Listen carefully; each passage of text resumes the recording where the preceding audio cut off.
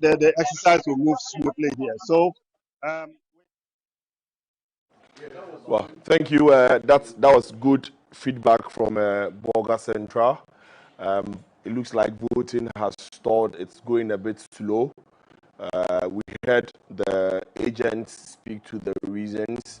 We are hopeful that the police present and then also the electoral commission would intervene to get things to move so the 2 o'clock deadline will be met. It comes also the impression being created across is that it's been peaceful, which we thank the party, we thank the electoral commission, we thank the police for being able to make it this peaceful so far. We are hoping that none of the contestants would find reason to use whatever it is that would happen as reason to say they would not agree. Now that it's been peaceful, we know that by 2, when the counting starts, at least whoever is declared, the rest will support for the party to be the strong opposition that we all want them to be as a country. So, gentlemen, we are about a few minutes away from the first part of the program. Another team will join or take over after. We'll take a quick break. Right after the quick break, I'll come across the table for each of you your last take on the issue. Then we'll do your predictions, your percentage predictions. So you'll be Musa Dankwa number 2. Then we'll end the first session. So we'll take a quick break. Right after the break, we'll come back and end the first session. You may either win or you will lose. Whichever way it goes, you have to accept it, no matter how painful it will be, because to go around the 16 region with the hope that you may win, and it does not turn out to be that way. Certainly, you may not be happy, but you understand that it's part of our democracy. But I must take this opportunity to commend the Ghana Police Service and also commend the Electoral Commission. So far, the process has been orderly, very smooth, and we are anticipating that it will end in that same vein. And after 2 p.m., then the Electoral Commission should be able to start the process of collating the results and go further to also declare who emerges as the winner. Looking at how fierce and intense the campaign process has been, will you say your party is in a position to unite into 2028? Well, yes, certainly so. Because this is not the first time of our going to a contest. We have seen more fearsome contest than even what we are witnessing today. But like I indicated, all the 5 aspirants understand that it's part of the game. At the end of the day, only one person will win. And when that person wins, we don't have any polarized teams. We don't have any camps within the party. We all rally behind the person who will emerge as a winner. And we need to close our round, because this is not the end. Our main target should be 2028. And none of the aspirants so mutu can win the elections in 2028. We need the support and cooperation of all stakeholders in the party. Finally, before I let you go, someone raised concerns about discipline within your party. They say that justice has been selective. What will be your response? Well, it depends on the angle and how you want to interpret it. I've been fair, I've been neutral. But at the end of the day, you must understand that when you are going to contest, that perspective alone creates polarization within the party. And when people are aligned to certain camps, any decision that you take, whether it favors them or it does not favor them, will depend on their response. But after this contest, I believe we will not have issues whereby we give directive and certain people will think that it is being inured to a benefit of a candidate A or candidate B. But the MPP is stronger. And at the end of the day, I can assure you that we will close our ranks and soldier on for the victory in 2020. Thank you very much, Justin. Point.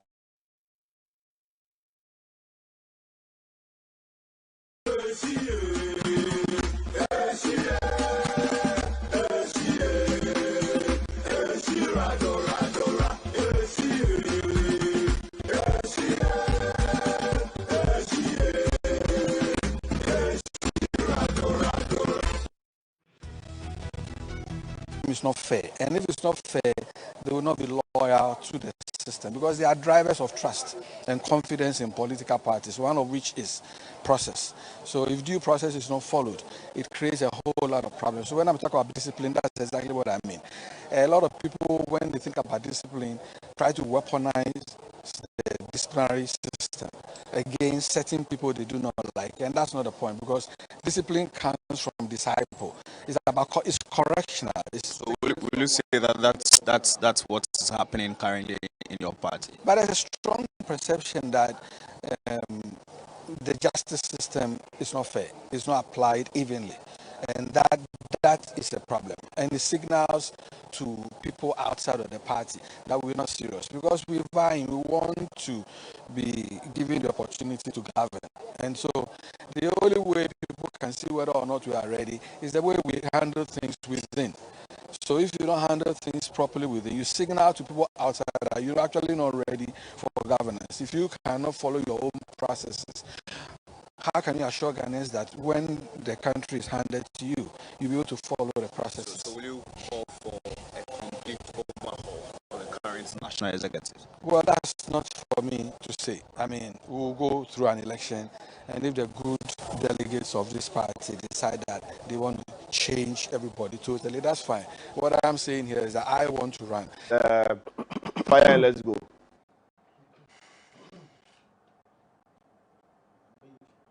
Campaign team, good afternoon or good morning to you, sir, and welcome to GTV. Are you still very much confident Dr. Bawumia will win today?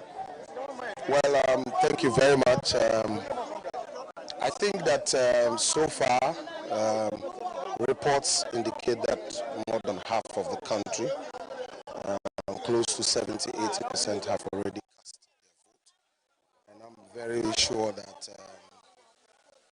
in the end, the delegates of our party have always and have never missed in the idea of consistency. They've always made sure at every given time they vote to maintain a candidate who has already been marketed.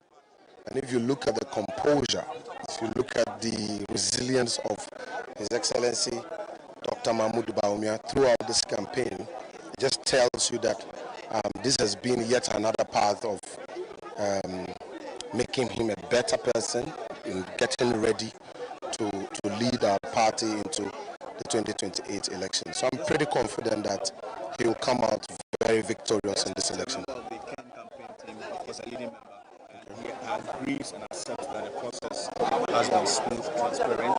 So we accept that. It has always been. All candidates will accept that. It's always been a smooth election. There's never been. I have been part of 6 presidential elections in the NPP. 6 elections. It has always been like this. We've always held these elections transparently, freely, without any type of intimidation, so that in the end, whoever is declared winner will be able to rally the entire party behind the flag as we march towards 2028. So I'm very confident with the process, and unfortunately for us, the Electoral Commission is in charge. The Ghana Police is here, and you can see the order that is currently reflected across the country. And I really want to thank the IGP for deploying his men throughout the country, and they are doing a wonderful job as far as keeping the peace and ensuring that the process is smooth. And I hope that once we are done with this process, all the candidates for that matter would be able to accept the results in good faith and take it in their strides. It's the nature of elections. You win some, you lose some. Defeat is not the end of your career in politics. Victory cannot also be the end of your career in politics. You still keep striving. You say that any of the candidates is capable to lead the MPP into. We have the materials. We have we have adequate resource within the party at any given time to lead our party and of course to lead the country. But at this moment, the man who has shown clearly that if given the chance, you know, the Dr. Mahmoud Bawumia stands tall amongst all of them, as I see it, and as I've known very closely that he's very measured, very considerate, very tolerant, and of course, he's the type who is easy to go with. It's not too difficult for you to strike a bond of friendship or in a working relationship with him. And I think that's the type of person the party is looking for, who can calm the waters, who can hold himself together, and somebody who can, of course, bring about unity of the party eventually. So I'm pretty happy that things will go well, Morris. Finally, some say that your party is going through some bit of turmoil. Will you agree? No, I mean, this is not it. I mean, anybody who says that we are going through turmoil, the NDC is just about to. Internal elections are always one of the ways to energize the base of the party. And the MPP in its nature has very strong people with strong views about the way the party should go. And so people sometimes misunderstand those effusions as though there's some tension or some turmoil within the rank and file of our party. Once 31st is over, you will see an MPP that will emerge stronger. You will see a party that is completely focused, and you will see that we are now going to have special focus on taking on the government and acting like a responsible opposition, providing alternatives and a united front. Don't also forget that we've just come out of a very difficult election. We are taking into stock. We are listening to Ghanaians. We are listening to our party people. We are taking into consideration all the things that they have said and all the things that have made us lose this election the way we did. And we are going to take corrective measures to ensure that we bounce the party back, we make it attractive, we take account of the mistakes and the difficulties we had in government. And I'm sure that the next NPP president will be better, well understood, and will appreciate the issues properly and provide solutions for them. Thank you very much. Abe Fakabo is a member of the Baumia campaign team, a former youth organizer of the MPP. Welcome back. So we are just a few minutes away. So in studio. So Paris, initially I had given you 3 minutes. Now it's reduced. Yeah, so now you are just in your prediction moment. So from let's start with who you think would emerge. What percentage you think? I was just hoping for some great disruptions in the outcome of the poll. You know, there's only one person they've called a disruptor in all of this. Yeah, so that's right. So I'm just hoping that there will be a great disruption. In fact, I don't want to go with the crowd. So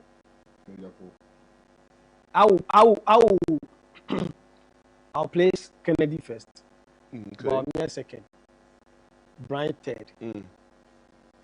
Then Kwabena Japan fourth.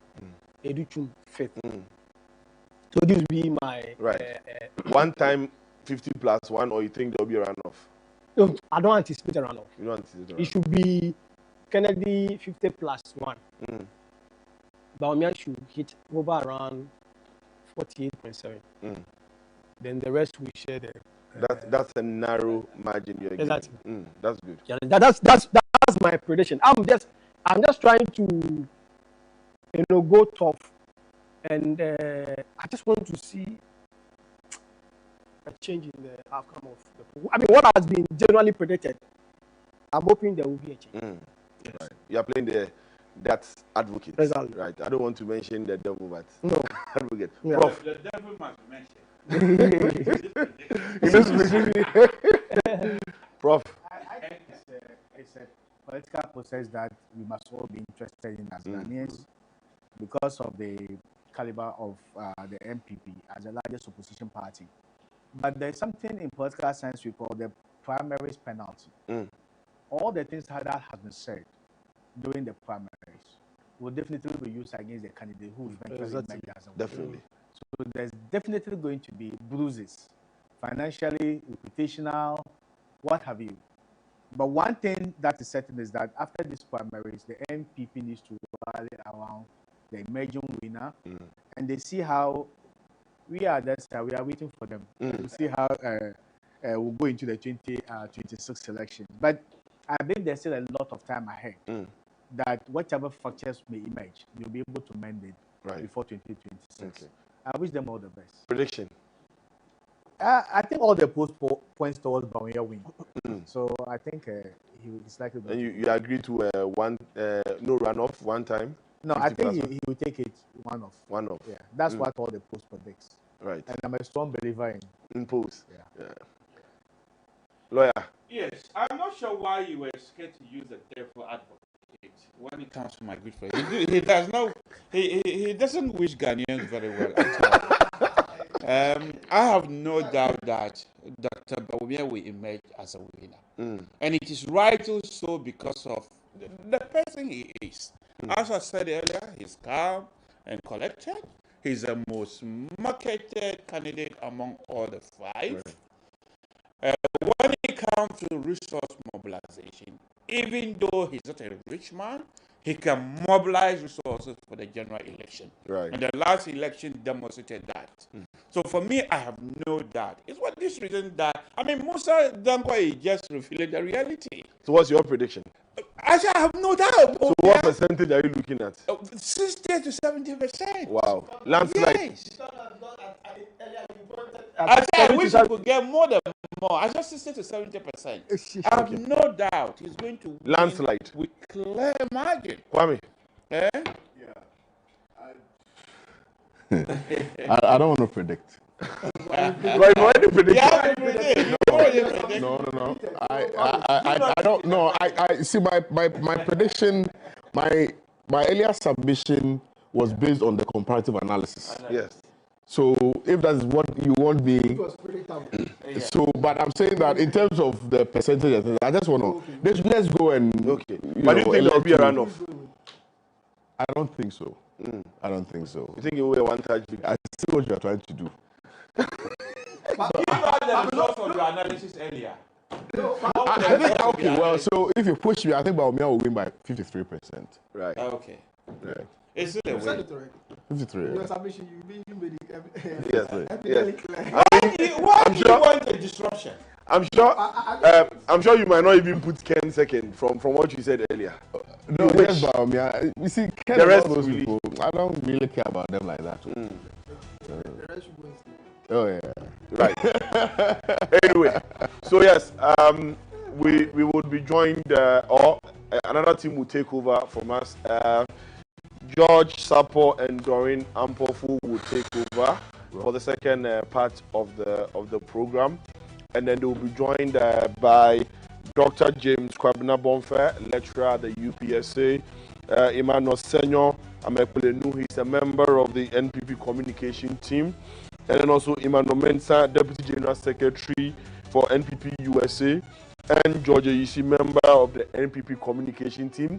They will take over from this panel with George and Doreen handling this to the counting stage. Thank you very much for staying with us. Thank you very much for all the contributions, all the eyeballs. We really appreciate it. I'm sure next week when we come, we'll be discussing the aftermath of it, what lessons have been learned, and we'll take it from there. Enjoy the rest of your weekend. Remember to pray for Ghana, because whatever is happening now has an effect on the entirety of the nation. Enjoy the rest of your weekend. Bye-bye.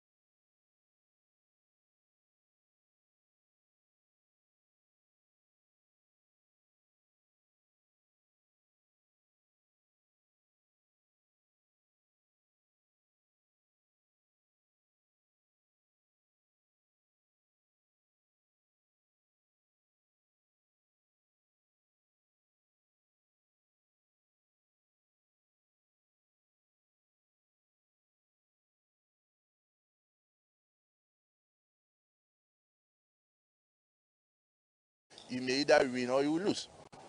Whichever way it goes, you have to accept it, no matter how painful it will be, because to go around the 16 region with the hope that you may win, and it does not turn out to be that way, certainly you may not be happy, but you understand that it's part of our democracy. But I must take this opportunity to commend the Ghana Police Service and also commend the Electoral Commission. So far, the process has been orderly, very smooth, and we are anticipating that it will end in that same vein. And after 2 p.m., then the Electoral Commission should be able to start the process of collating the results and go further to also declare who emerges as the winner. Looking at how fierce and intense the campaign process has been, will you say your party is in a position to unite into 2028?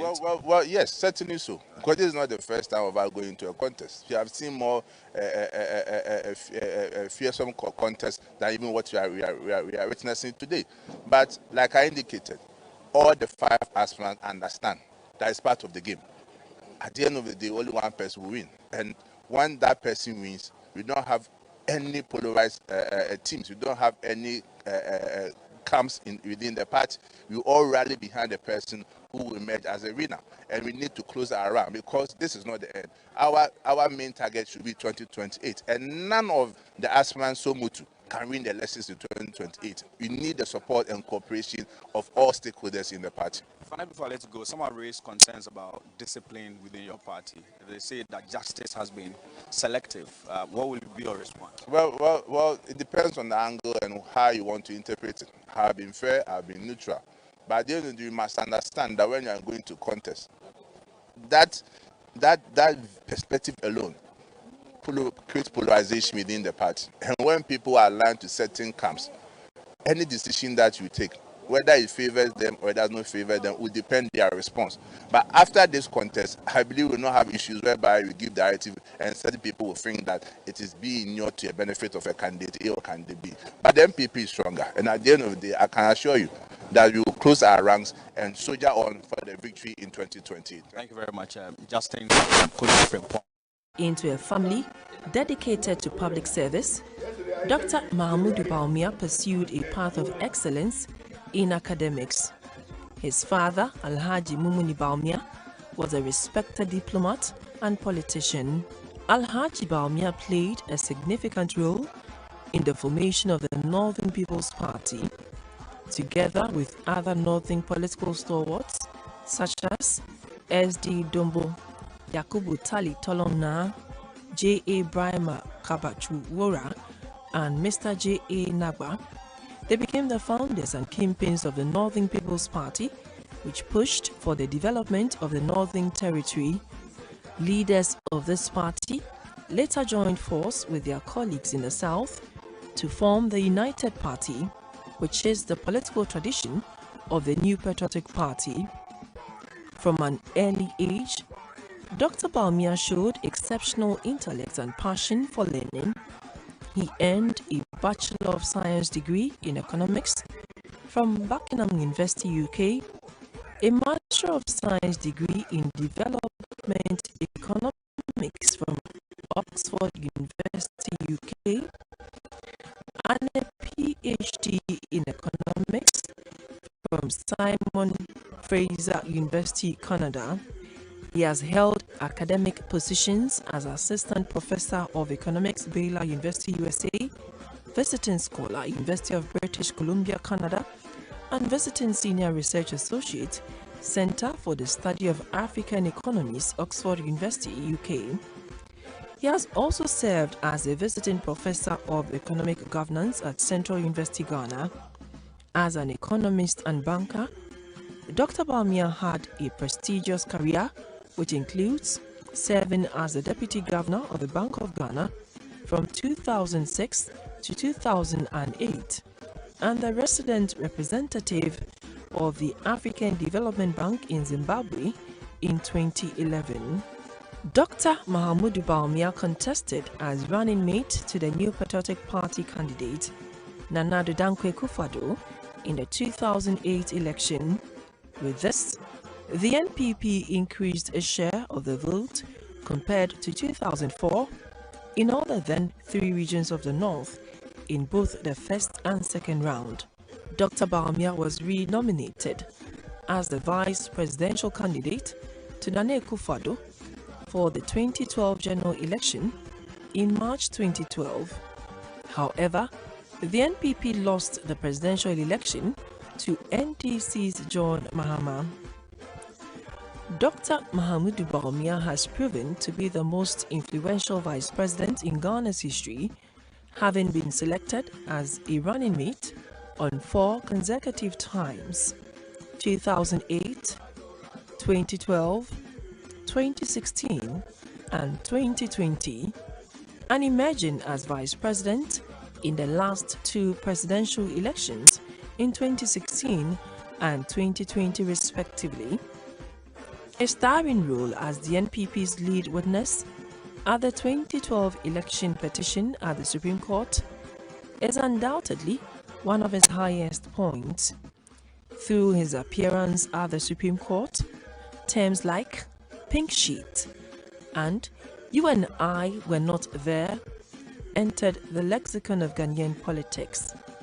As vice president, he became synonymous with innovation and economic modernization. He spearheaded the digitalization of government services, championed financial inclusion through mobile money platforms, and promoted policies to strengthen Ghana's economic resilience with the objective of building Ghana's digital economy. Under his leadership, the Ghana card became the backbone of national identification. Mobile money interoperability revolutionized financial inclusion. The paperless port system improved efficiency and reduced corruption, while the digital addressing system formally identified properties nationwide. His initiatives transformed the economic landscape, opening new opportunities for businesses, farmers, and young entrepreneurs. As a 4-time running mate, Dr. Bawumia has endeared himself as a reliable partner for Nana Akufo-Addo and the NPP, campaigning to win power again for the NPP. His vision for a modern, inclusive Ghana continues to inspire a new generation of leaders. His campaign focuses on leveraging technology, empowering youth, and ensuring a resilient economy for all Ghanaians.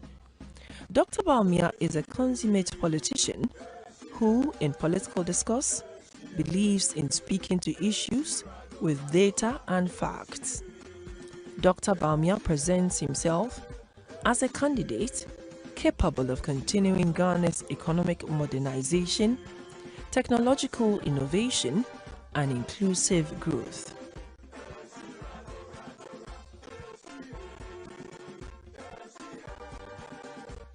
Dr. Yao Osei-Educhum is a Ghanaian educationist, policy maker, and former cabinet minister whose career has spanned classroom teaching, global education reform, and national governance.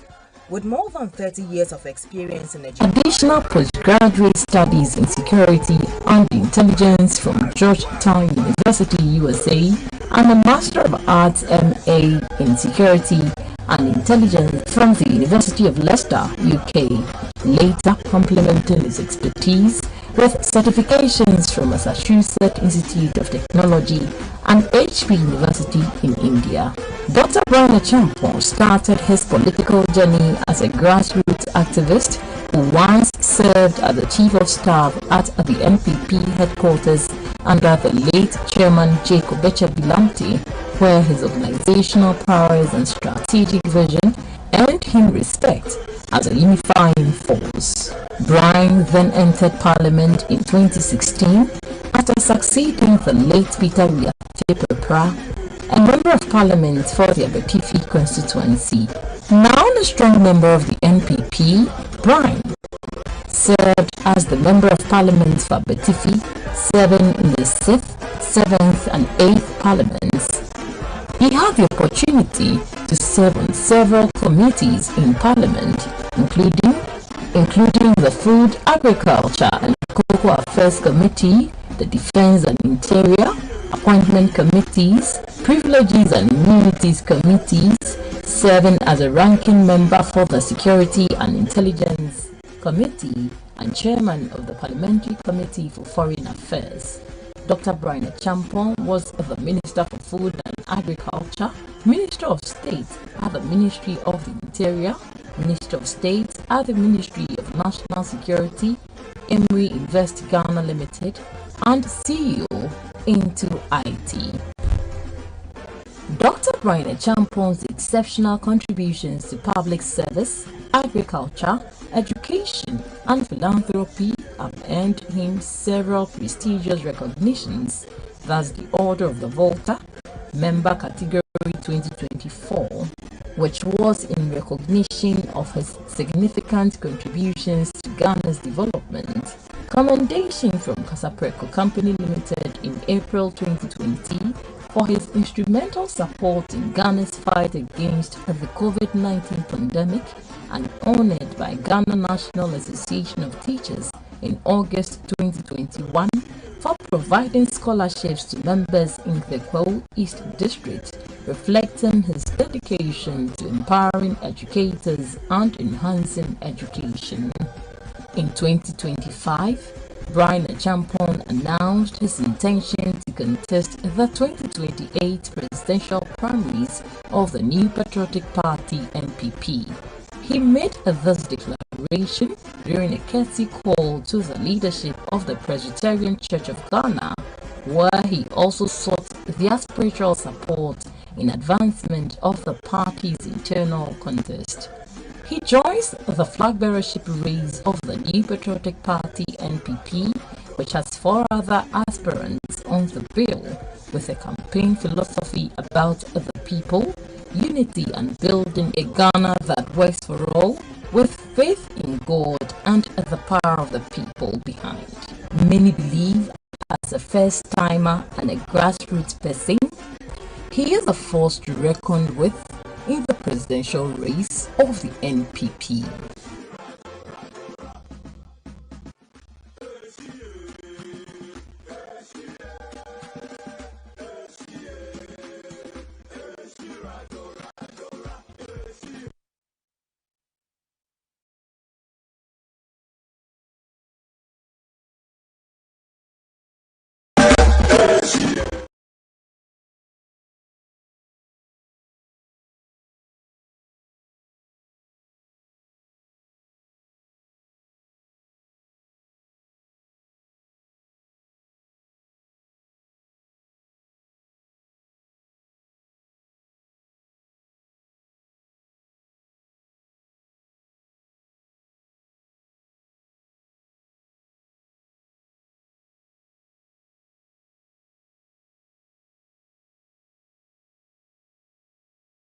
Role in the formation of the Northern People's Party, together with other Northern political stalwarts such as S.D. Dombo, Yakubu Tali Tolongna, J.A. Brima Kabachu Wora, and Mr. J.A. Nagba.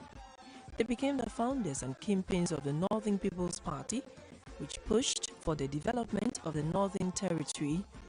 Leaders of this party later joined force with their colleagues in the South to form the United Party, which is the political tradition of the New Patriotic Party. From an early age, Dr. Bawumia showed exceptional intellect and passion for learning. He earned a Bachelor of Science degree in economics. Kudos. Remember what I told you. Whenever you face a challenge, never chicken out. Just eat the chicken. Development Economics from Oxford University, UK, and a PhD in Economics from Simon Fraser University, Canada. He has held academic positions as Assistant Professor of Economics, Baylor University, USA, Visiting Scholar, University of British Columbia, Canada, and Visiting Senior Research Associate, Center for the Study of African Economies, Oxford University, UK. He has also served as a Visiting Professor of Economic Governance at Central University, Ghana. As an economist and banker, Dr. Bawumia had a prestigious career, which includes serving as the Deputy Governor of the Bank of Ghana from 2006 to 2008 and the resident representative of the African Development Bank in Zimbabwe in 2011.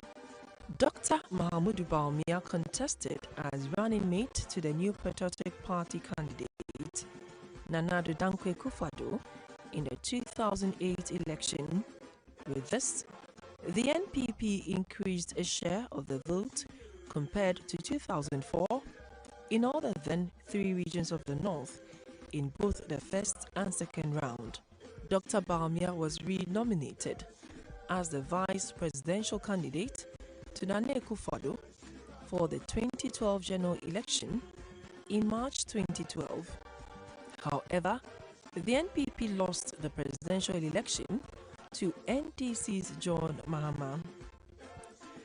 Dr. Mahamudu Bawumia has proven to be the most influential vice president in Ghana's history, having been selected as a running mate on 4 consecutive times: 2008, 2012, 2016, and 2020, and emerging as vice president in the last 2 presidential elections in 2016 and 2020 respectively.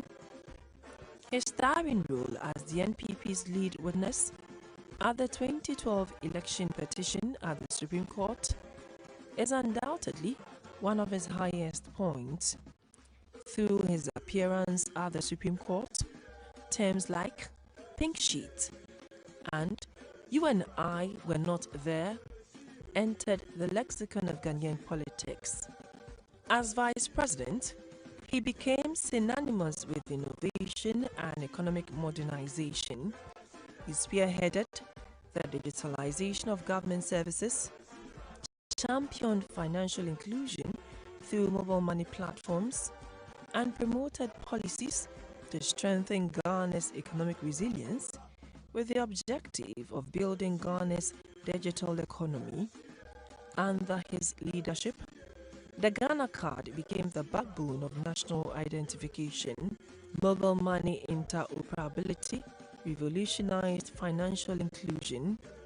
The paperless port system improved efficiency and reduced corruption, while the digital addressing system formally identified properties nationwide. His initiatives transformed the economic landscape, opening new opportunities for businesses, farmers, and young entrepreneurs. As a 4-time running mate, Dr. Bawumia has endeared himself as a reliable partner for Nana Akufo-Addo and the NPP, campaigning to win power again for the NPP. His vision for a modern, inclusive Ghana continues to inspire a new generation of leaders. His campaign focuses on leveraging technology, empowering youth, and ensuring a resilient economy for all Ghanaians. Dr. Bawumia is a consummate politician who, in political discourse, believes in speaking to issues with data and facts. Dr. Bawumia presents himself as a candidate capable of continuing Ghana's economic modernization, technological innovation, and inclusive growth.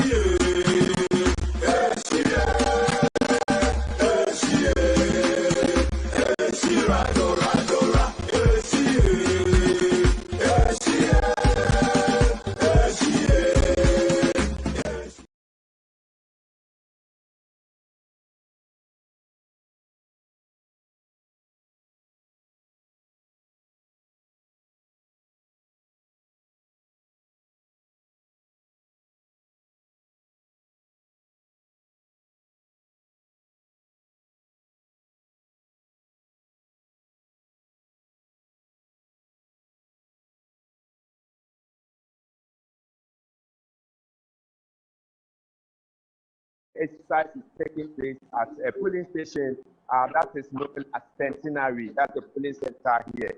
I am told that here we have 548 candidates who are expected to turn out here to come and cast their vote. As I speak with you, I can say approximately about 122, 23 people have cast their vote.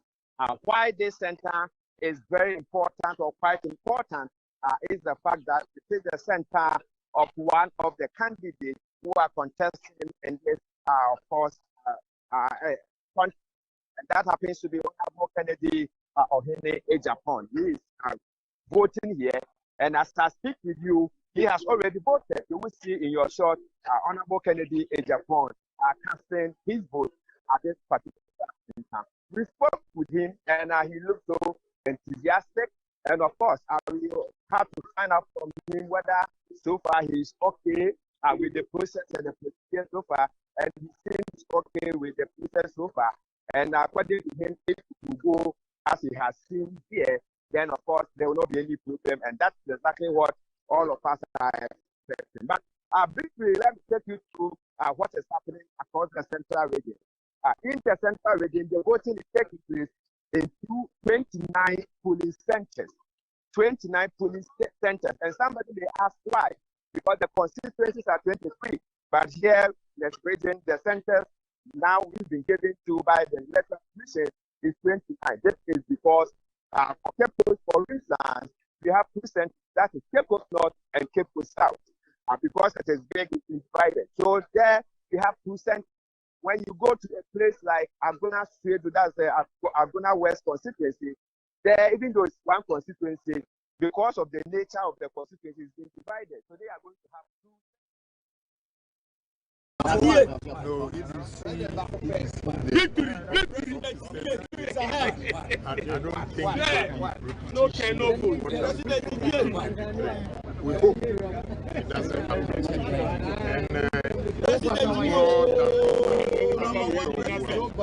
And raging and everything. So I expect fair contest. At some point of the campaign, it got a bit hotter and tighter. After this polls, if you emerge as victorious or otherwise, what is the assurance that the party will be able to come back together, form a unified front, and then go into battle in 2028? I don't think it's an issue, because we're all going to come together as one party and work. So there shouldn't be a problem at all. And you should, as for contest, you should expect that sometimes it gets very tough and certain words are used which are not palatable, but hey, we have to take it as it is. And that doesn't mean you should go out of the party. So I hope if I'm the winner, I will be able to bring the party together. Okay. Some delegates are done voting, others are yet to. What would be your message? Right, so we'll go back to the head office. Morris is speaking to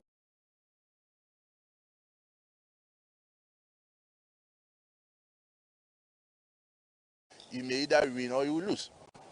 Whichever way it goes, you have to accept it, no matter how painful it will be, because to go around the 16 region with the hope that you may win, and it does not turn out to be that way, certainly you may not be happy, but you understand that it's part of our democracy. But I must take this opportunity to commend the Ghana Police Service and also commend the Electoral Commission. So far, the process has been orderly, very smooth, and we are anticipating that it will end in that same vein. And after 2 p.m., then the Electoral Commission should be able to start the process of collating the results and go further to also declare who emerges as the winner. Looking at how fierce and intense the campaign process has been, will you say your party is in a position to unite into 2028? Well, yes, certainly so. Because this is not the first time of our going to a contest. We have seen more fearsome contest than even what we are witnessing today. But like I indicated, all the 5 aspirants understand that it's part of the game. At the end of the day, only one person will win. And when that person wins, we don't have any polarized teams. We don't have any comes in within the party, we all rally behind the person who will emerge as a winner. And we need to close our round because this is not the end. Our main target should be 2028. And none of the aspirants Somutu can win the elections in 2028. We need the support and cooperation of all stakeholders in the party. Finally, before I let you go, someone raised concerns about discipline within your party. They say that justice has been selective. What will be your response? Well, it depends on the angle and how you want to interpret it. I've been fair, I've been neutral. But at the end of the day, you must understand that when you are going to contest, that perspective alone creates polarization within the party. And when people are aligned to certain camps, any decision that you take, whether it favors them or it does not favor them, will depend on their response. But after this contest, I believe we will not have issues whereby we give directive and certain people will think that it is being not to a benefit of a candidate A or candidate B. But the MPP is stronger. And at the end of the day, I can assure you that we will close our ranks and soldier on for the victory in 2020. Thank you very much, Justin. It's not fair. And if it's not fair, they will not be loyal to the system because they are drivers of trust and confidence in political parties, one of which is process. So if due process is not followed, it creates a whole lot of problems. So when I'm talking about discipline, that's exactly what I mean. A lot of people, when they think about discipline, try to weaponize the disciplinary system against certain people they do not like, and that's not the point because discipline comes from disciple. It's correctional. So will you say that that's what's happening currently in your party? But there's a strong perception that the justice system is not fair. It's not applied evenly, and that is a problem. And it signals to people outside of the party that we're not serious because we want to be given the opportunity to govern. And so the only way people can see whether or not we are ready is the way we handle things within. So if you don't handle things properly within, you signal to people outside that you're actually not ready for governance. If you cannot follow your own processes, how can you assure Ghanaians that when the country is handed to you, you'll be able to follow the processes? So will you call for a complete overhaul for the current national executive? Well, that's not for me to say. I mean, we'll go through an election, and if the good delegates of this party decide that they want to change everybody totally, that's fine. What I'm saying here is that I want to run, and I believe that I have the experience to do that. I started as an organizer in the constituency. I became Greater Accra Regional Chairman. Even in between there, I was Secretary for Alliance for Change Kumi Prekum as a very small boy, working right through Second National Chairman. I really know the party, and I started so young that I learned from the greats. And so here I am. I believe that the party requires a change. It needs re-engineering and it requires innovation. So you need someone who's actually done it before, not people who have passed other channels, but someone who's actually really done it before. The good and the bad, the person knows. The person doesn't have to think. The person really, intuition, he knows exactly what to do. We've not really heard much about you and your aspirations to lead the party as a chairman.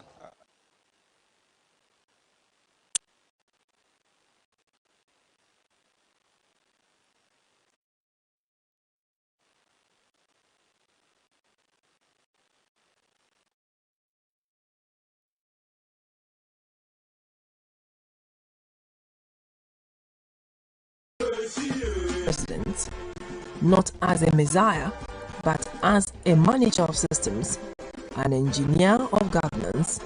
Away from the cameras, he is a husband, a father of three, grounded by family, shaped by laws, disciplined by process. In a nation debating its future, Kwabena Agyapong offers a question as much as an answer. Can experience outweigh excitement? Can systems defeat slogans? Delegates will decide come January 31.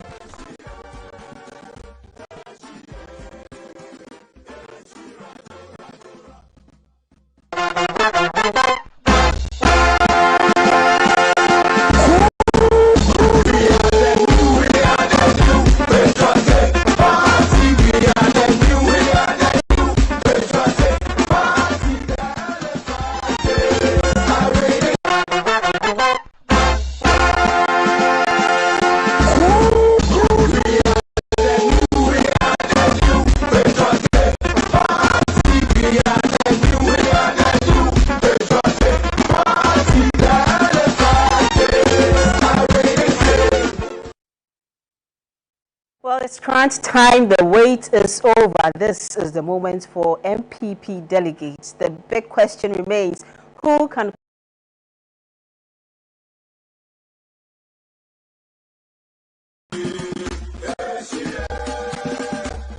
it's not fair, and if it's not fair, they will not be loyal to the system, because they are drivers of trust and confidence in political parties, one of which is process. So if due process is not followed, it creates a whole lot of problems. So when I'm talking about discipline, that's exactly what I mean. A lot of people, when they think about discipline, try to weaponize the disciplinary system against certain people they do not like, and that's not the point, because discipline comes from disciple. It's about it's correctional. So will you say that that's what is happening currently in your party? But there's a strong perception that the justice system is not fair. It's not applied evenly, and that is a problem. And it signals to people outside of the party that we're not serious, because we want to be given the opportunity to govern. And so the only way people can see whether or not we are ready is the way we handle things within.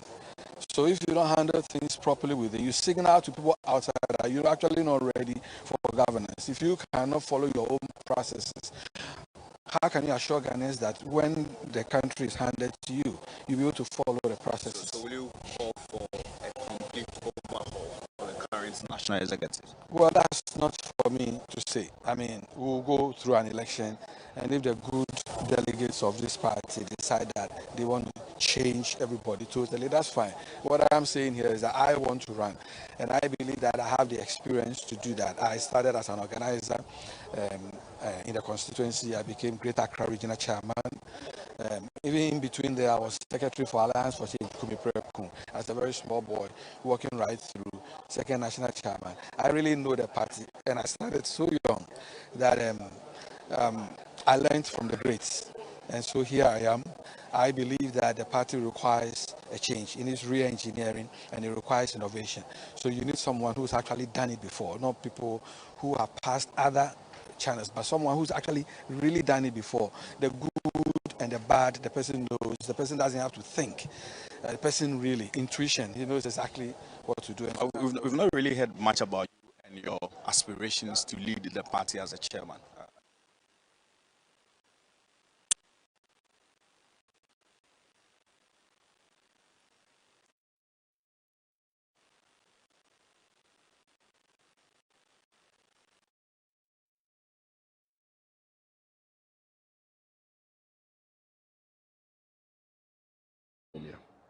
Born on October 7, 1963 in Tamale, Northern Ghana, into a family dedicated to public service, Dr. Mahamudu Bawumia pursued a path of excellence in academics.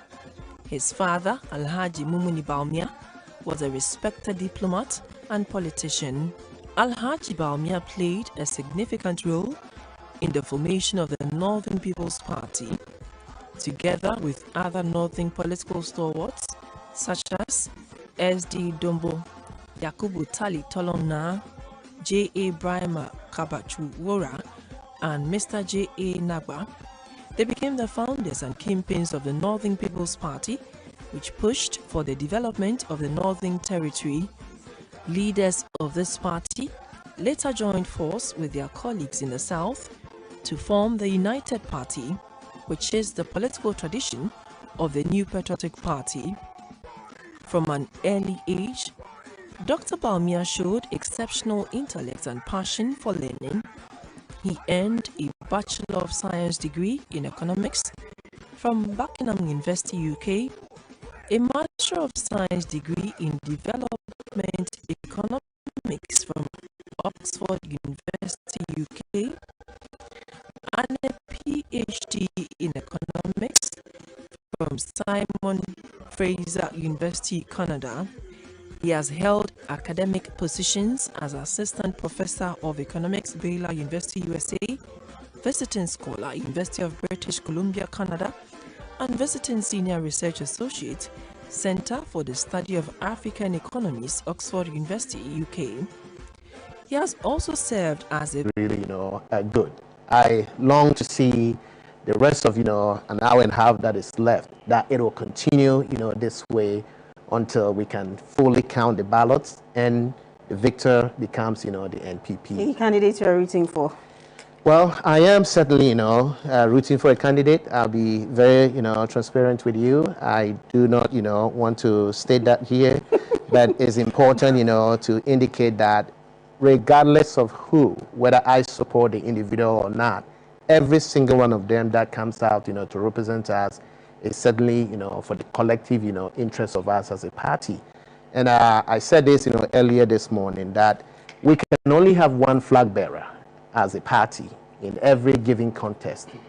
Other than that, every one of them would have, certainly, been leading us, to the war in 2028. But I am hopeful, and I certainly, look forward, to 2028, that whoever comes out today to be declared, the chosen flag bearer has the requisite, competence to be able to lead us and to move us, to victory in 2028.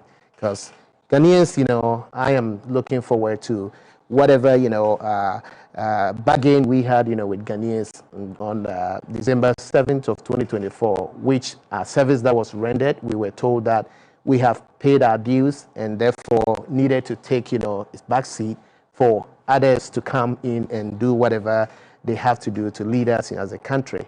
Therefore, we have seen, the difference between what we did as a government in 8 years, what the current government is doing, and to, compare notes here. I'm glad, to say that, yes, we've done all that we could.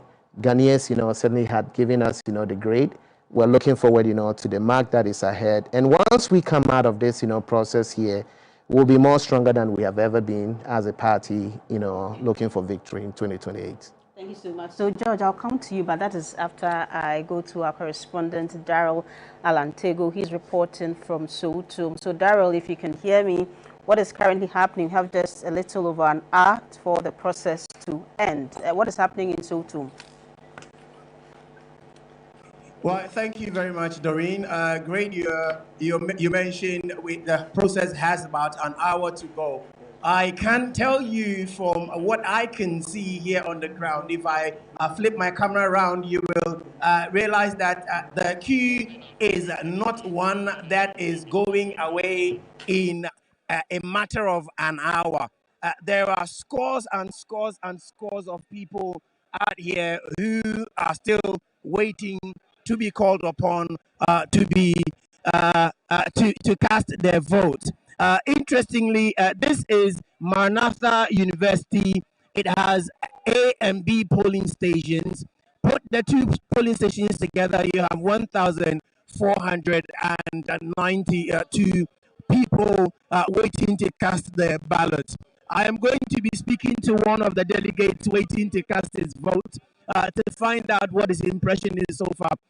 Good afternoon, sir. You're on GBC News. Thank you very much. Please tell me your name. I'm Bafwewa Darlington.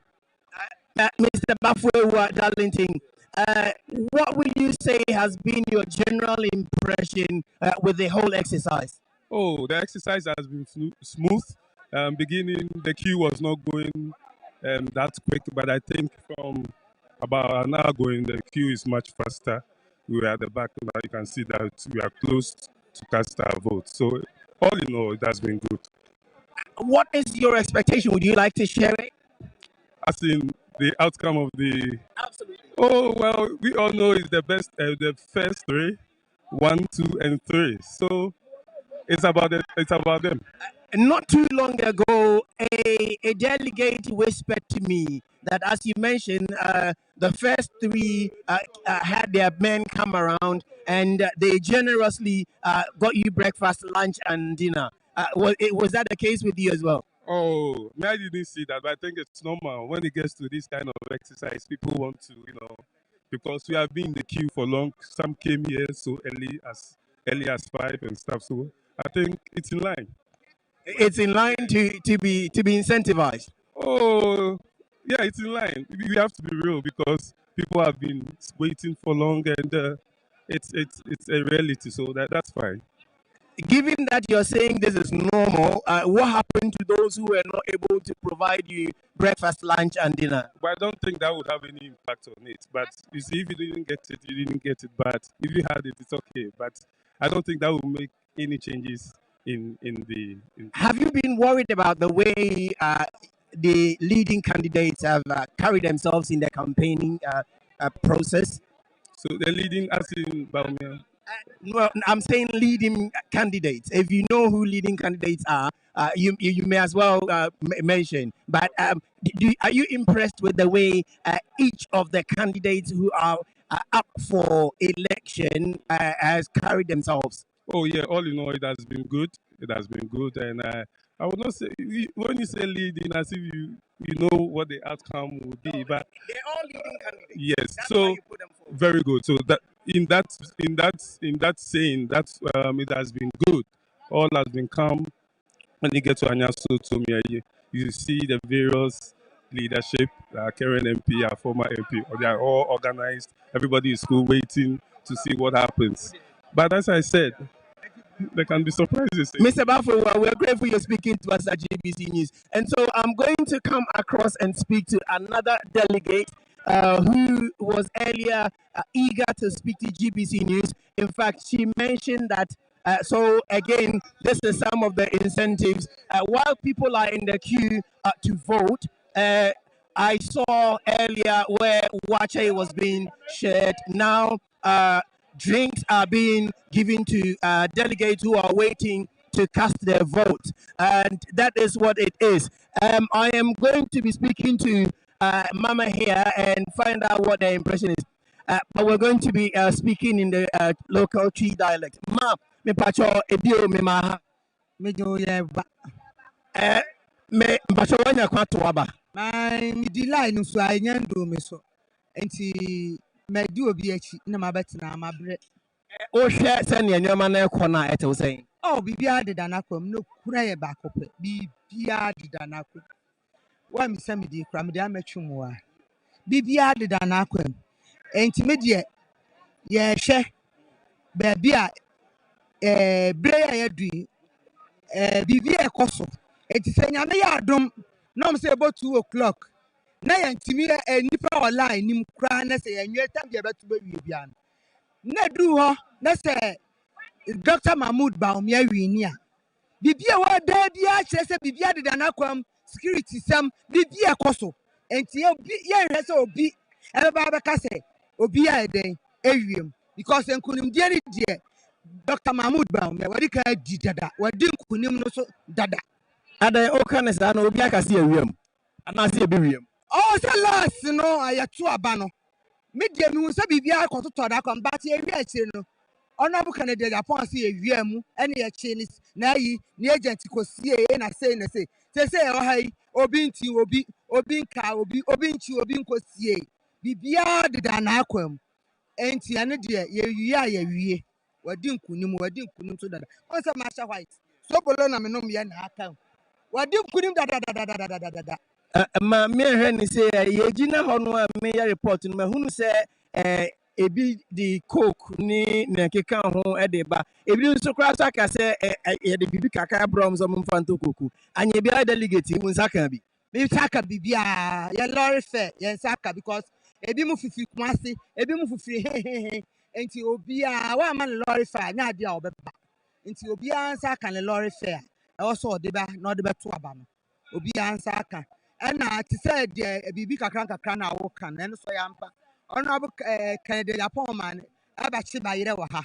ene bayire na ekoso me de me nkoji bi o omo je na omo de me mpe nkoji bi na se me hunu se Honorable George Nanadu na owo Vicolis or assembly member me hunu se ode wache ni ade emma eba ya manfo boje no so na eno nso Honorable George da kwa sam ne de ono ye friend no prega wo pere ankasa na ono so say why panyi wo ye kwansansi mu da enti ono no ye bibia na opeso o kire ase panyi opeso o kire ase panyi enu ntia enti no enti e de besi okra me na mpaja ye ɔkyerɛ asɛpanyin saa nti ɛno deɛ no ano no. So that is Auntie Ama's view, as you can hear it clearly, Doreen, I beg your pardon. I mentioned earlier, we have two polling centers, A and B, here at the Maranatha polling station. The polling station A comes all the way from Ablekuma to parts of Santa Maria. And then polling station B also goes through parts of Santa Maria, Sheshe, Stevenson, they call it, to parts of Kwashibu. And these two put together again polls 1,492 delegates who are expected to cast their vote. It started at 7:05, and that was when the first person was able to cast their ballot. As I speak to you, without necessarily exaggerating, I can tell you there's well over 100 people still queuing up to cast their ballots. And that is what makes it slightly apprehensive to think that this can be finished by 2 p.m. and obviously it will be collated. Another young man has joined me, Doreen. Let me quickly find out what his view is, and then I'll come to you. I feel maybe one day. Eddie, me pacho, Jumadi ni nyina no, eto se na ekọ ne se. Oh, Jumadi ndi ekọ so pa, Honorable Ken, wa boy ma pa ye. Oni akasa pa ye. Na me say aba ye tui, obewi ni. Ba me nkofo no, omo twom tan. Honorable Ken, and e win this election. Who of my Juma pa? Oh, yeah, Juma pa ye. Aye Juma. Na no na ma wo sa ahunto so na se mbewini. Na ye face I election ye tro ye na. Ba me anya so to constituency aba me ore. Ken e win wanya so to ngase. It means this election. Honorable Ken e say win. Ɛdɛn ni adwuma a wayɛ a yɛntɛno ma saa ahontɔsoɔ no sɛ ɔno bɛwini. Me being the youth organizer for Choba Police Station C. Yako house to house, any delegate for na kasapa yi. Aye, eti ye nim say, yanko fund abandie, omo koto ade amai. Ama Honorable Ken, ohine Japan. Grassroots papa, wo wini. Sɛ yɛka sɛ na yɛbɛto awie na ampa adwuma a wayɛ no wɔ ha nti watumi awini na baabi a wadwuma nnuru hɔ no mo anwini a wobɛgye atom. Oh, sɛ na me papa kan no, yɛbɛsa kan biem, ebi na ɔmo wiem. Ɔmo de esu ɔmo pa. Digital phone esu ɔmo metime wiem. Nti yɛbɛsa kan biem. Yɛ kan na sɛ saa pɛpɛpɛ de amagye atom. Sɛ ne na kenkan na edi kan ne ɛtɔ soɔ no ɛno nsesa hwee enti ade nti na onye ntum ne edi kan no a. Oh, na bi. O sɛ bi ɔmo yi papers na ebia na akɔ form ani so. Nti ebi na yɛ kan de na ɔmo akɔ yi de ama ba ɔmo ya. Ɔte ase. Nti ɛno ɔsɛ saa kan biem. Na yɛ hu sɛ ampa saa pɛpɛpɛ. Yo bema enye me matiri nkwan so me ma adwuma nso se ebewi ase no nia obewi ni bia bewi ni ama elephant no why me that say. And so that's another young man clearly even though it's seemingly a divided house, it is one big elephant family. And so clearly it was obvious the woman who spoke earlier, Mamiama, spoke for one candidate, and this young man has also spoken for another candidate. To end it all, Doreen, I've been joined once again by another young man whose view I will pick and then hand back to you in the studio. Bema, good afternoon. Good afternoon, sir. Me Pacho, are you comfortable with speaking English? Okay. Well, Alan, unfortunately, we have to come back to the studio and then take our viewers to Medina, where we have Gift J. She's also given us some live updates on what's happening in the Medina constituency or the area when it comes to the presidential primaries of the NPP. So, Gift, if you can hear me, please take over.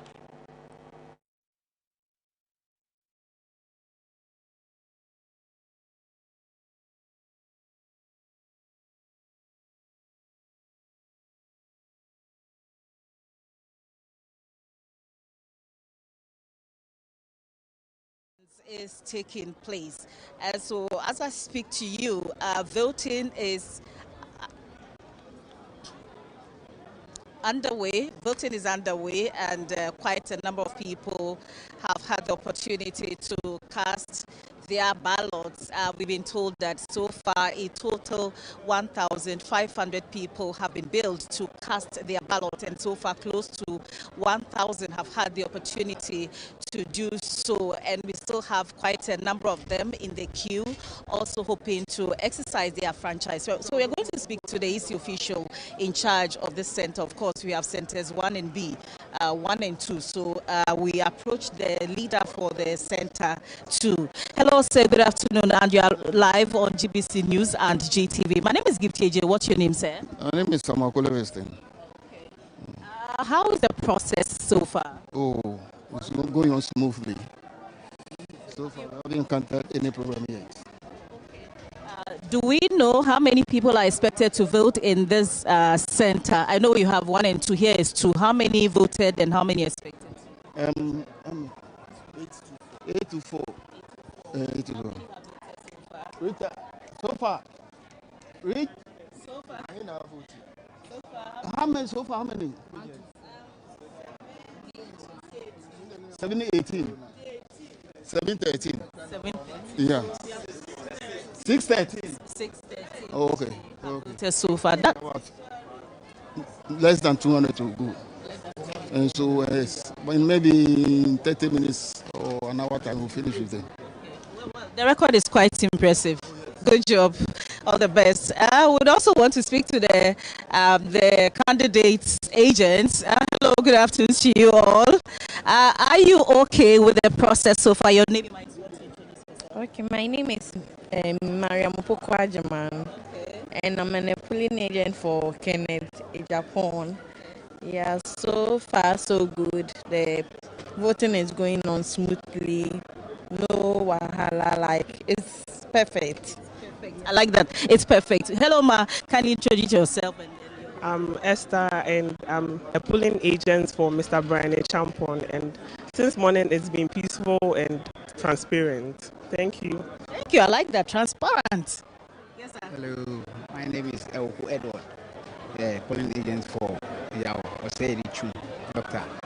Yeah, so far it's going so well.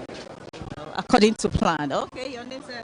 My name is Bontiset Atampabin. I'm an agent for DMB. Dr. Alhaji Mahmoud Baumia, and the system is moving on smoothly.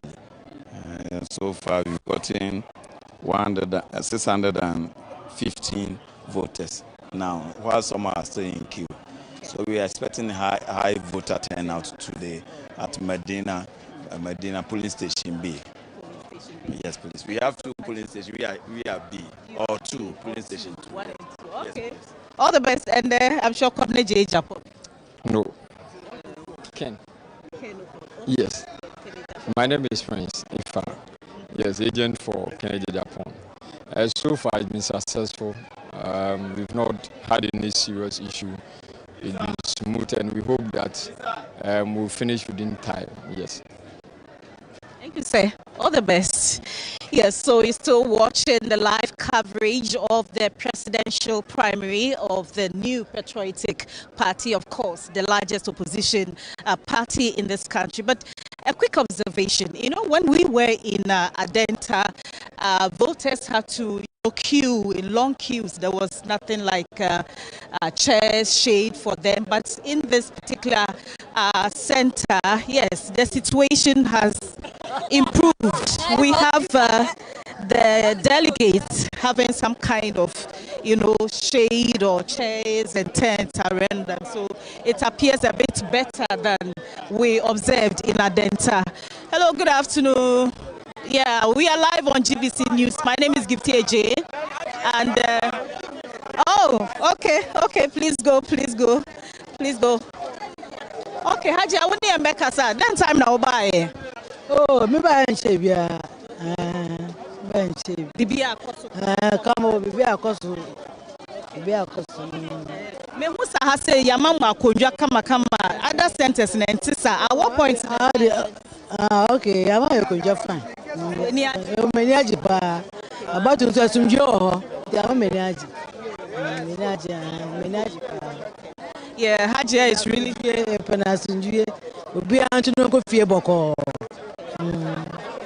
That's good. So we've seen a bit of an improvement in this center. Although the weather is still a challenge, but they have been able to get some few chairs and they tend to kind of remedy the situation. I think there are still more people around who would want to talk to us. Hi, Ma. Good afternoon. What's Wabanewie? Hey, now coffee. What's it? I don't know what's where we are. Try come up and my coffee. I don't want trust system. Debbie. Me try pa. Me can we am coffee. It's me try. That's it. Yo. The back of the beer, the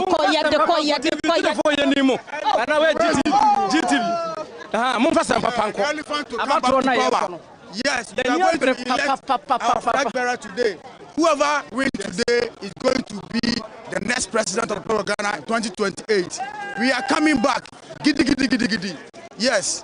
What message do you have for your colleague, delegates, and also for your party in general as you aspire to have a peaceful election and also getting your candidate for the next election?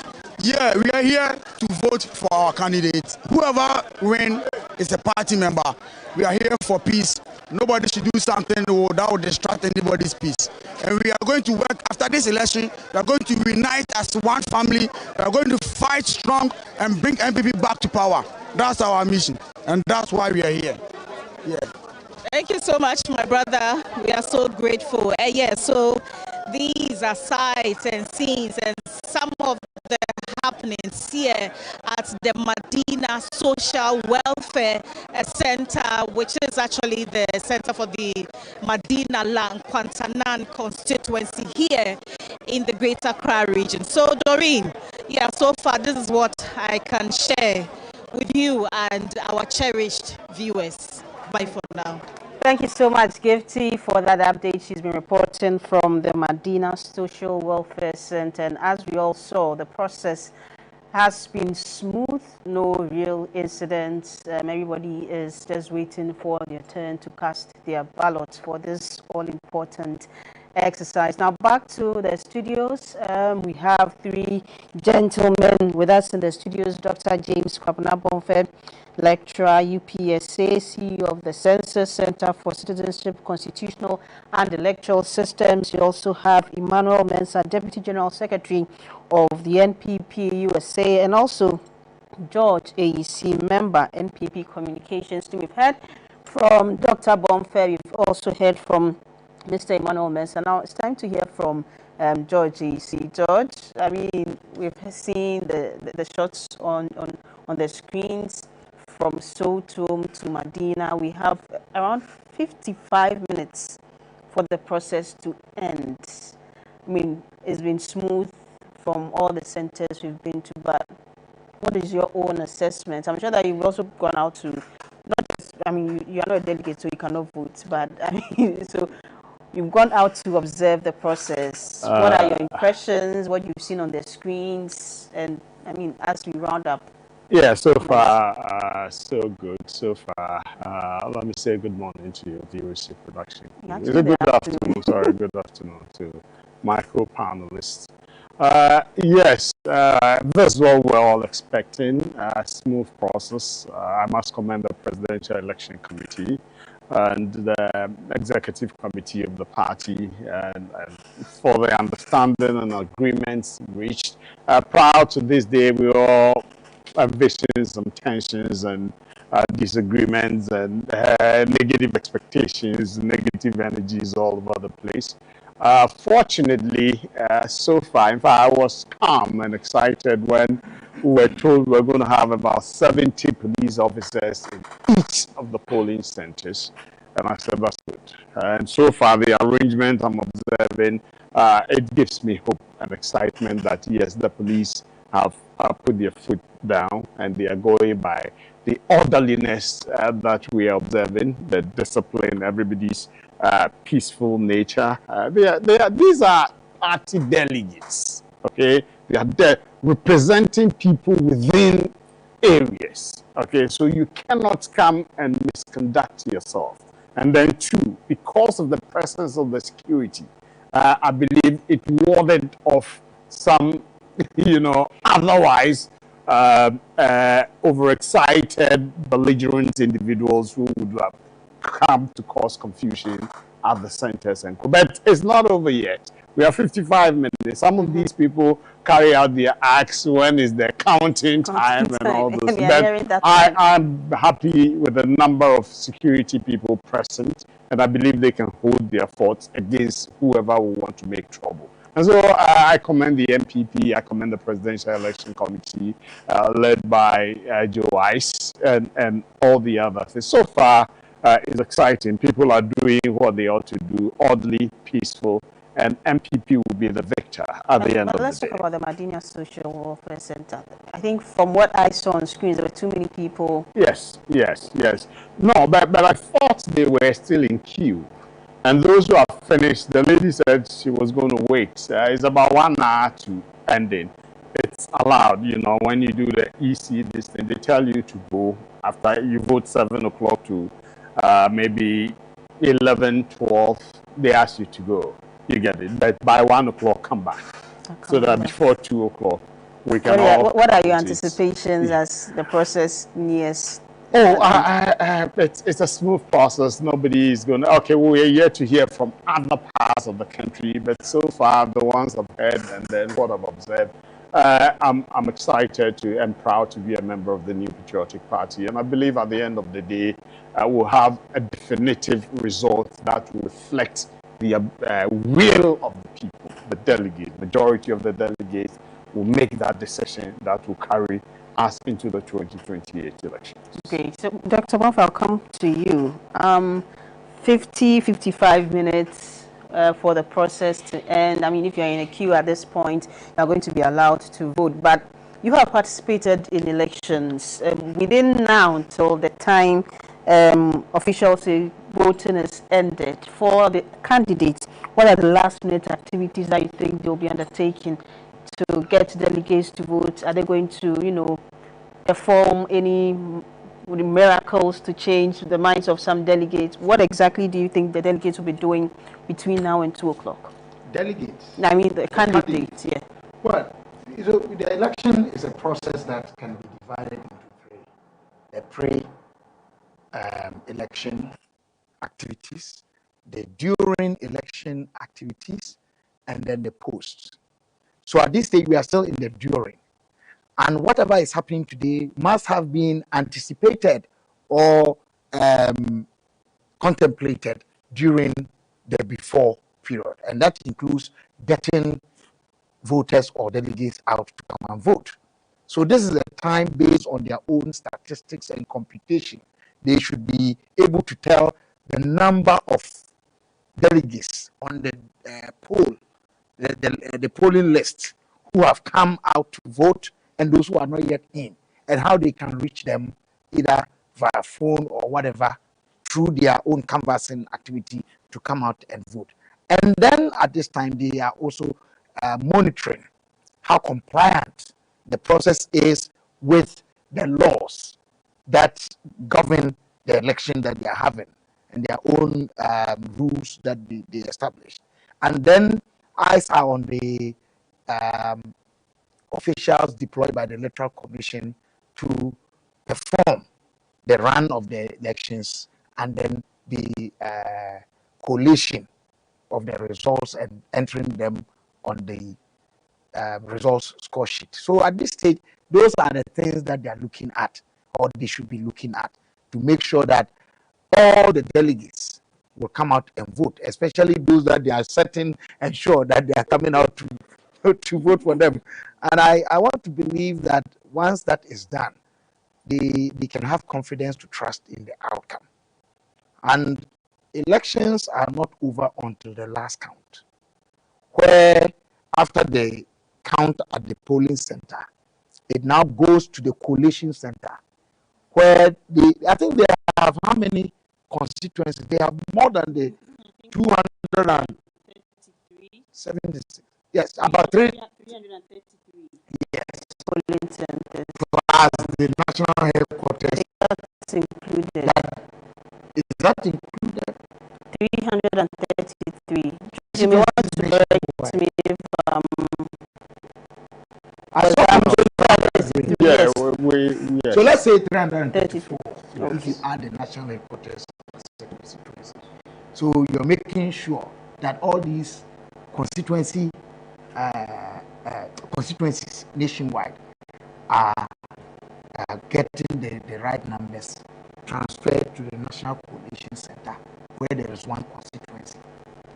So these are polling centers, if you like, and there's one constituency which I'm sure is headquartered in Accra here, that is collecting the figures from each one of the 33 voting centers.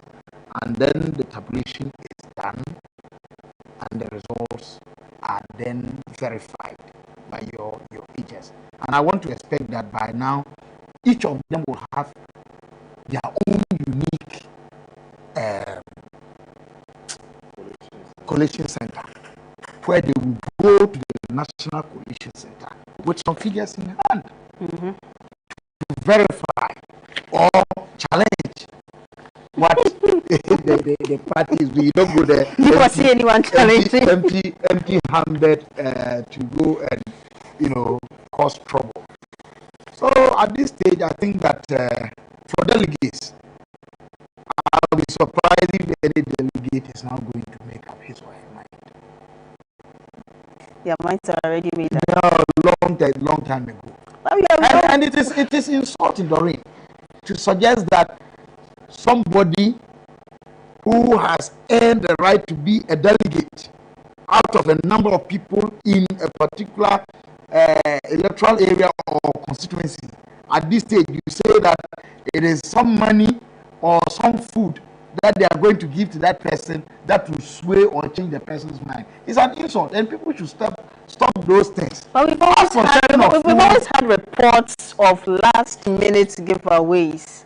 And I'm saying that, Doreen, I've been in this political atmosphere. Anybody who would take money to vote for you would have made up their mind to vote for you anyways. So then why do we go the extra mile to give out the money if we know that they are not going to change their minds? Entitlement that we have created. Even national elections, a lot of people say that if we don't bring the money, they are not going out to vote. It's a psychology. If we want to work and get people out of that, we can work on that. But this claim about somebody is sharing money, are you not sharing money yourself? Monetization. Money has been part of in fact, money has been the oil that fuels the political engine right from the beginning. I'm not by that saying that we should encourage it. But the point is that it is part of our system. We should discourage how it is fronted and check where it is coming from, the sources, and how people are making ill money and throwing it about and so on and so on. Those ones we should check. But whether we like it or not, money is necessary to fuel the political machine. This program cannot happen if GBC is not putting some money towards it. Only that. But it's not for an election or for politics. Only that you don't take care of your resource persons. I mean, we'll do better. Now, Mr. Mensah, do you side with him that, I mean, we cannot deal with the issue of monetization? I mean, not now. It's something that money fuels politics. And so we should only, deal with the fact that we do it openly, and then if we find a way to regulate it. Well, I would say yes. I agree, with Dr. Bonfair. Even, where I come from in the United States, campaign funding has been something, that every individual, and I'm talking about the big stakeholders and key players, even within the industry of politics, have always, been concerned about. So it is just not unique to our situation as a country here in Ghana, but elsewhere, yes, people certainly, want to ensure that in order to be able to at least have a successful, election and outcome, you need to have the resources to be able to put into it.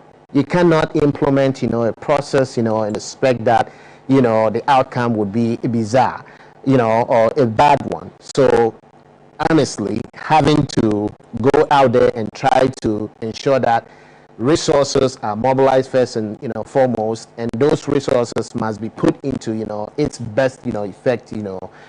It's something that it should be expected. So for us as a country, Dr. Bomfe couldn't have eloquently put this. This shouldn't be something that we should be seeing for the first time as something new to us as a country. We can only ensure that day by day we're encouraging our citizens that we must perform our civic duties without unnecessarily being induced, so that that is what must catapult us to come out and conduct our civic responsibilities. And I believe that as we continue to grow in this process, 1992 up until this time, there has been a clear distinction where we began from up until this time. And I am sure that if you look back, and the history will tell you that when we started this whole process, you didn't need money, or delegates wouldn't have at that time come to you and tell you, give me money or else I'm not performing my civic duty. We've grown, we've come to an age where it seems to be the norm.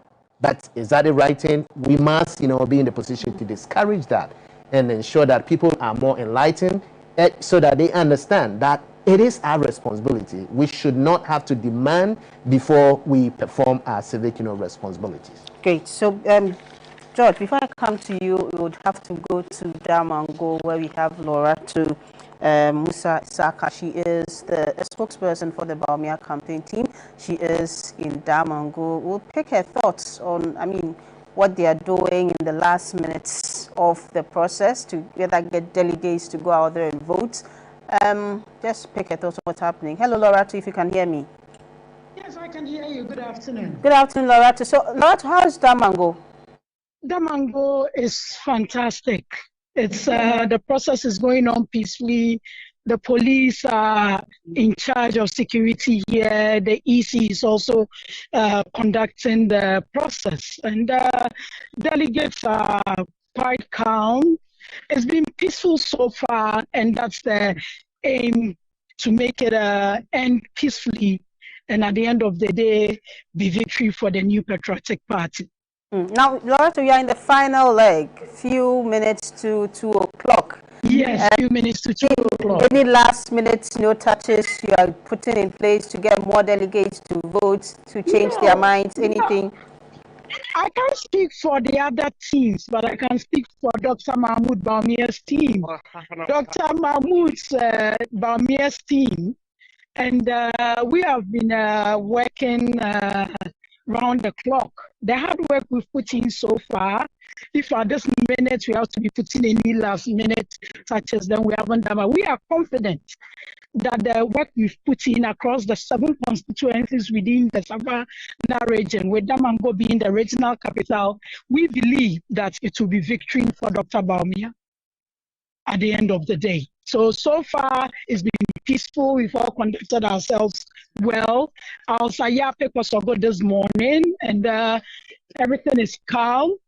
Bole Bamboy, everything is going on well. Solatuna, Calabar, everything is okay. Salaga North, Salaga South, everything is going on well. So at least for the 7 constituencies in the Savannah region, everything is going on well, and we believe it will be victory for Dr. Mahmoud Bawumia and the MPP at the end of the day. Now, Laura, how is Dr. Bawumia himself doing? I haven't reached out to him, but with all the feedback that's coming, I believe that he should be in high spirits, because victory will be his at the end of polls. You sound really confident. Very confident. A lot of work. Dr. Bawumia didn't move around all the constituencies for the fun of it. He put in a lot of work, and his message of 10 appointments per constituency, the database welfare system, the constituency-based budgeting especially has really gone down well with the delegates. This morning we engaged some of them, and they believe.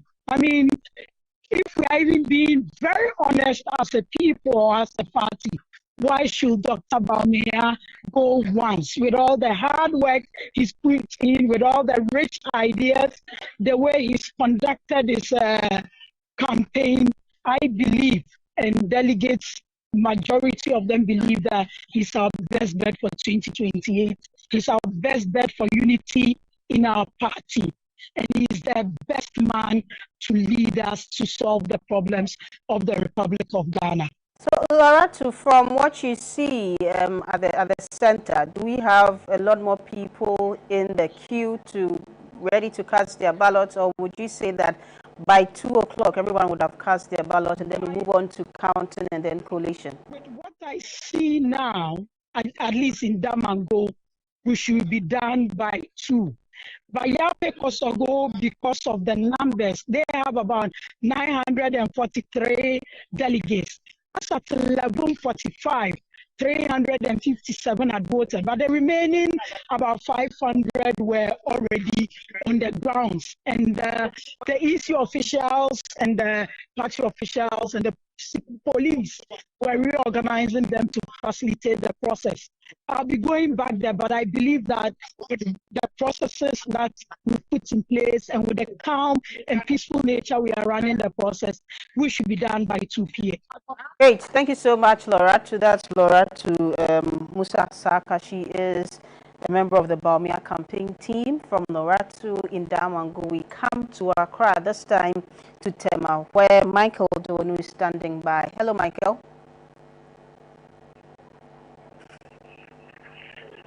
Hello, Michael. Can you hear me? Sorry, hello. This is Michael. Tell us what's happening in Tema. Oh, okay. Thank you so much.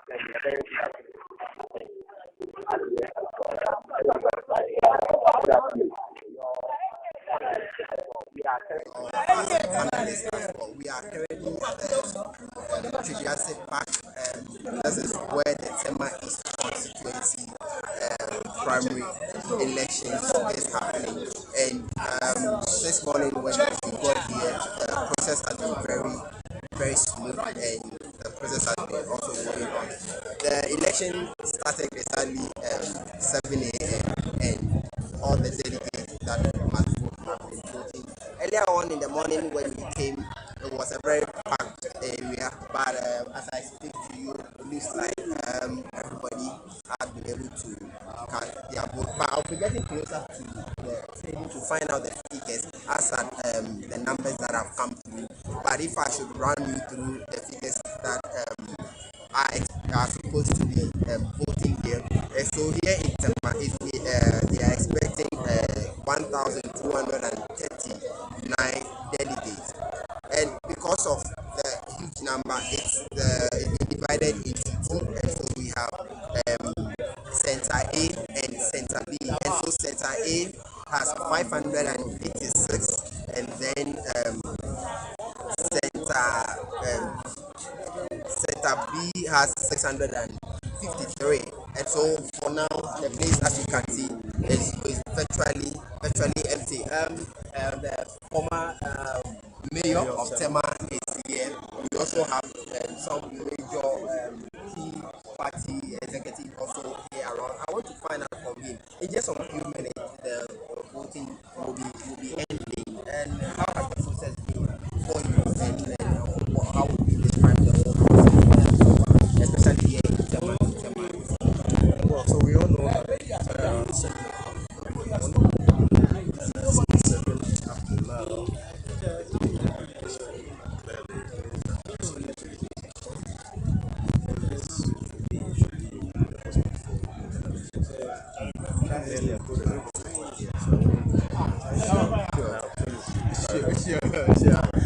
So the protocol the Honorable is referring to is that they said no one should be speaking to us, but we just managed to get a few.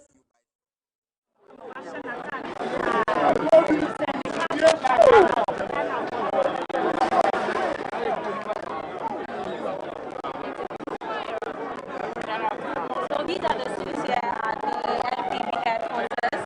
As you can see, everybody rushed to NPP headquarters. headquarters at Adabraka, and from what you're hearing, one of the candidates, that Dr. Mahmoud Bawumia, is arriving at the party headquarters. We are not sure exactly what is happening, or maybe he's just going there to observe the process. But I'm sure we'll hand over to Morris, and then he can tell us more on what's happening. It's a two-horse race between himself and Kennedy Ohene Ejapon. Any moment from now, Dr. Bawumia should be casting his ballot. There you have him in your shot, Dr. Mahmoud Bawumia going to cast his ballot. This will be the second time he's standing to be elected by the many party delegates as the flag bearer of the opposition MPP. Who becomes the next flag bearer of the MPP is what we wait to unravel by close of poll. It is some few minutes past 1 p.m. 1:24 p.m. it is, and any moment from now, polls should close.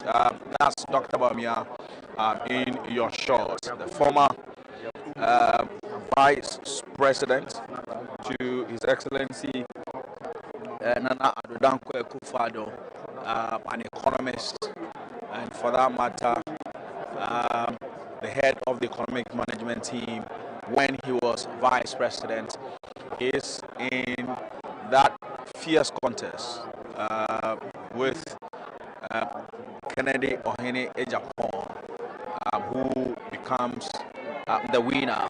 The polls have suggested that he is in a comfortable lead. There are some also who have prophesied that Kennedy Ohene Ejapon is going to be the presidential candidates of the MPP. We wait to see whether science win over prophecy, or the story will be the other way around. We are still here at the party headquarters, the MPP party headquarters. Dr. Bawumia there is cast his ballot, certainly and definitely for himself, and we wait when the whole process comes to an end and the results begin to be counted. We see how the numbers will go. Like so, you see in your shot there, Honorable Sarah Adjua-Safo. She's been a keen supporter of the Dr. Bawumia election bid. In your shot there, Honorable Sarah Adjua-Safo, a former Member of Parliament for the people of Dominic Kwabena. There. We are still here at the party headquarters. Many party faithful coming to the headquarters to throw their support behind their preferred candidates and also cast their ballot. We're still bringing you pictures from the MPP headquarters. As I said not too long ago, His Excellency the Vice President, the former Vice President, Dr.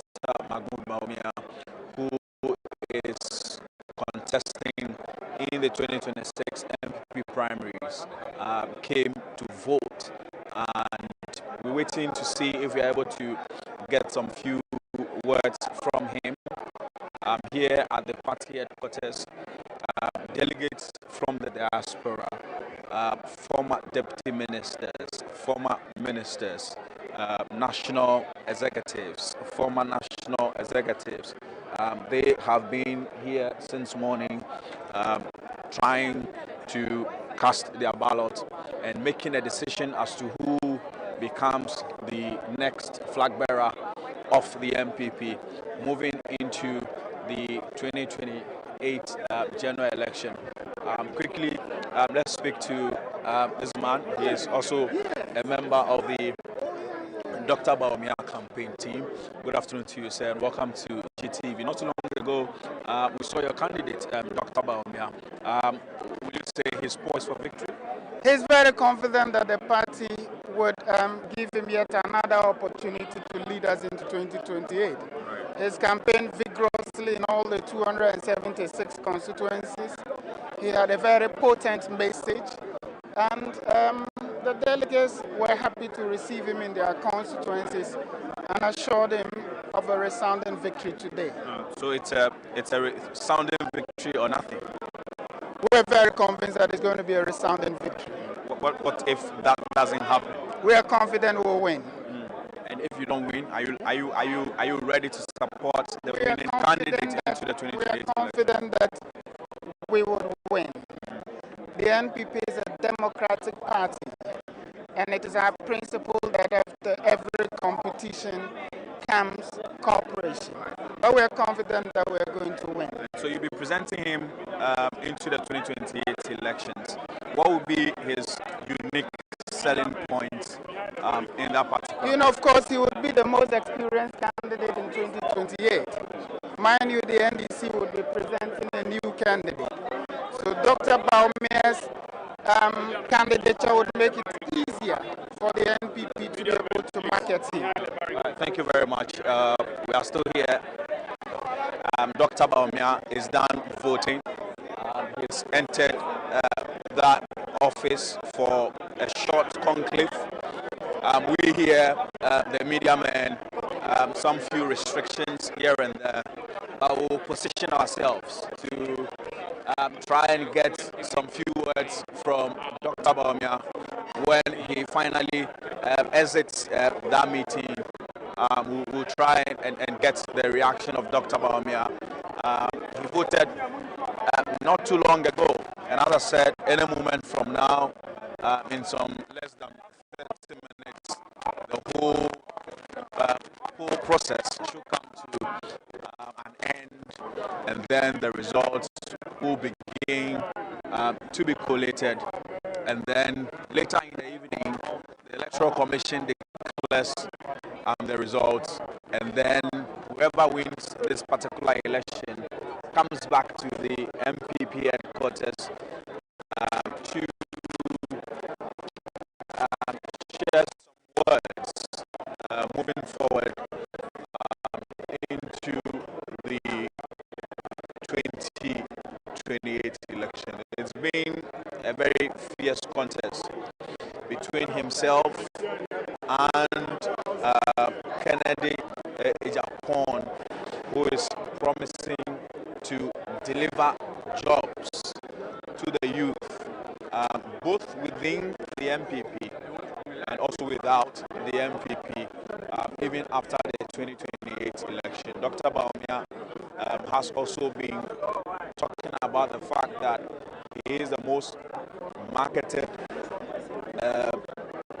person in the race. He has the experience, he has the temperament, he is humble, and so he feels that he has what it takes to lead the party into the 2028 elections. On the other hand, Kennedy Ejapon and his team, they are also saying that the economy will be a key variable in the 2028 election, and given the fact that the previous government failed to deliver the economy with Dr. Bawumia as the head of the economic management team, he should be given the opportunity to come into the race with a story of job creation, with a story of pragmatism, with a story of doing things not necessarily the academic way, but the practical way to get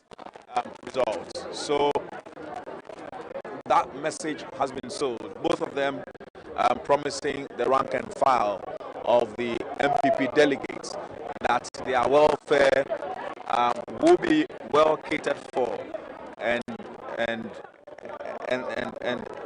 what have you.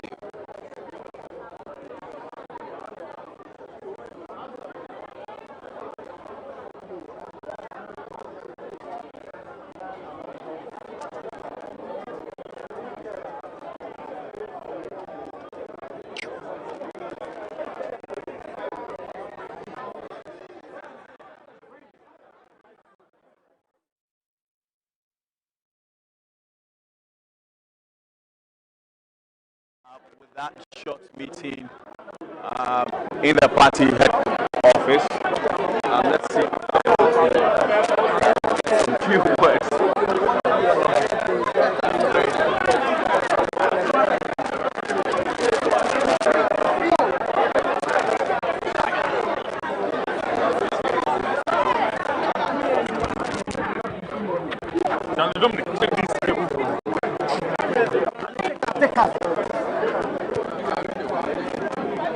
Jaka, can you see her? Can you see her? Next time in the room,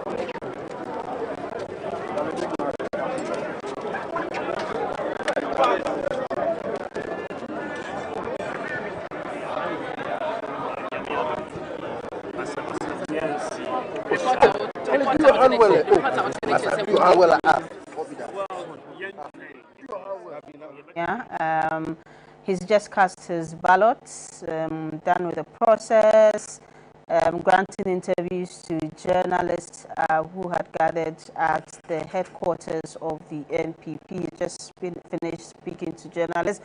Unfortunately, we cannot get you exactly what he's saying, but I'm sure subsequently we can get you the tapes and then we can hear what former vice president and then an aspirant in the NPP presidential primaries, Dr. Bawumia, has been telling the media after casting his ballot.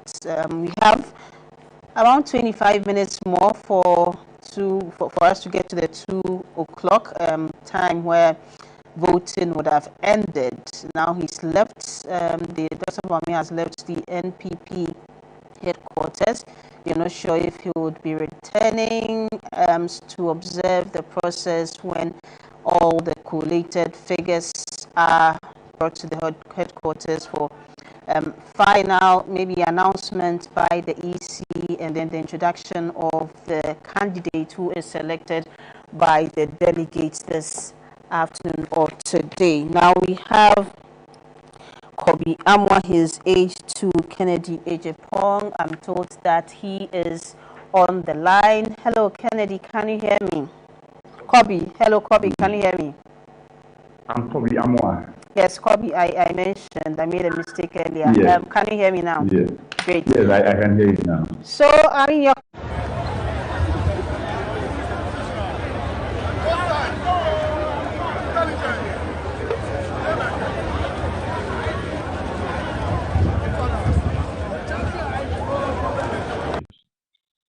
optimistic of the process. you know, we've gone through a very long journey. We've invested a lot of time and resources. And now what we can wait for is the results. I think so far so good. We are happy with the conduct of the process. The Presidential Election Committee has done it.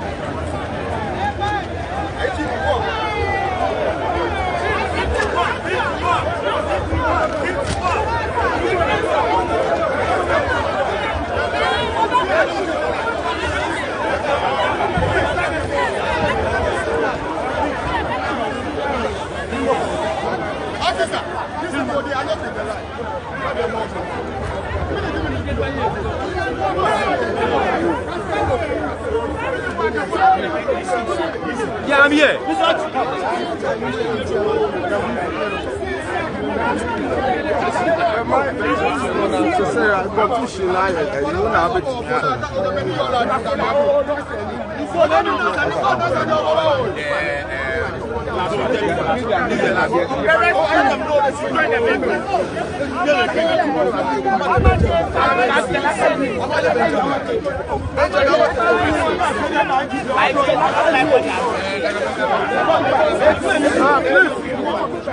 Hey, go back. Go back.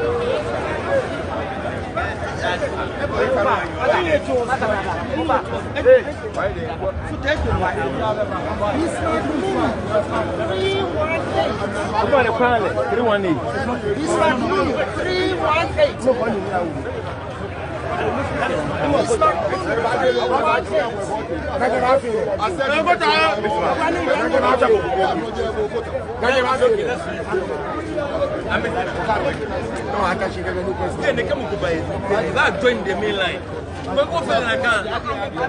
Anybody who comes into 10 and you join the main line.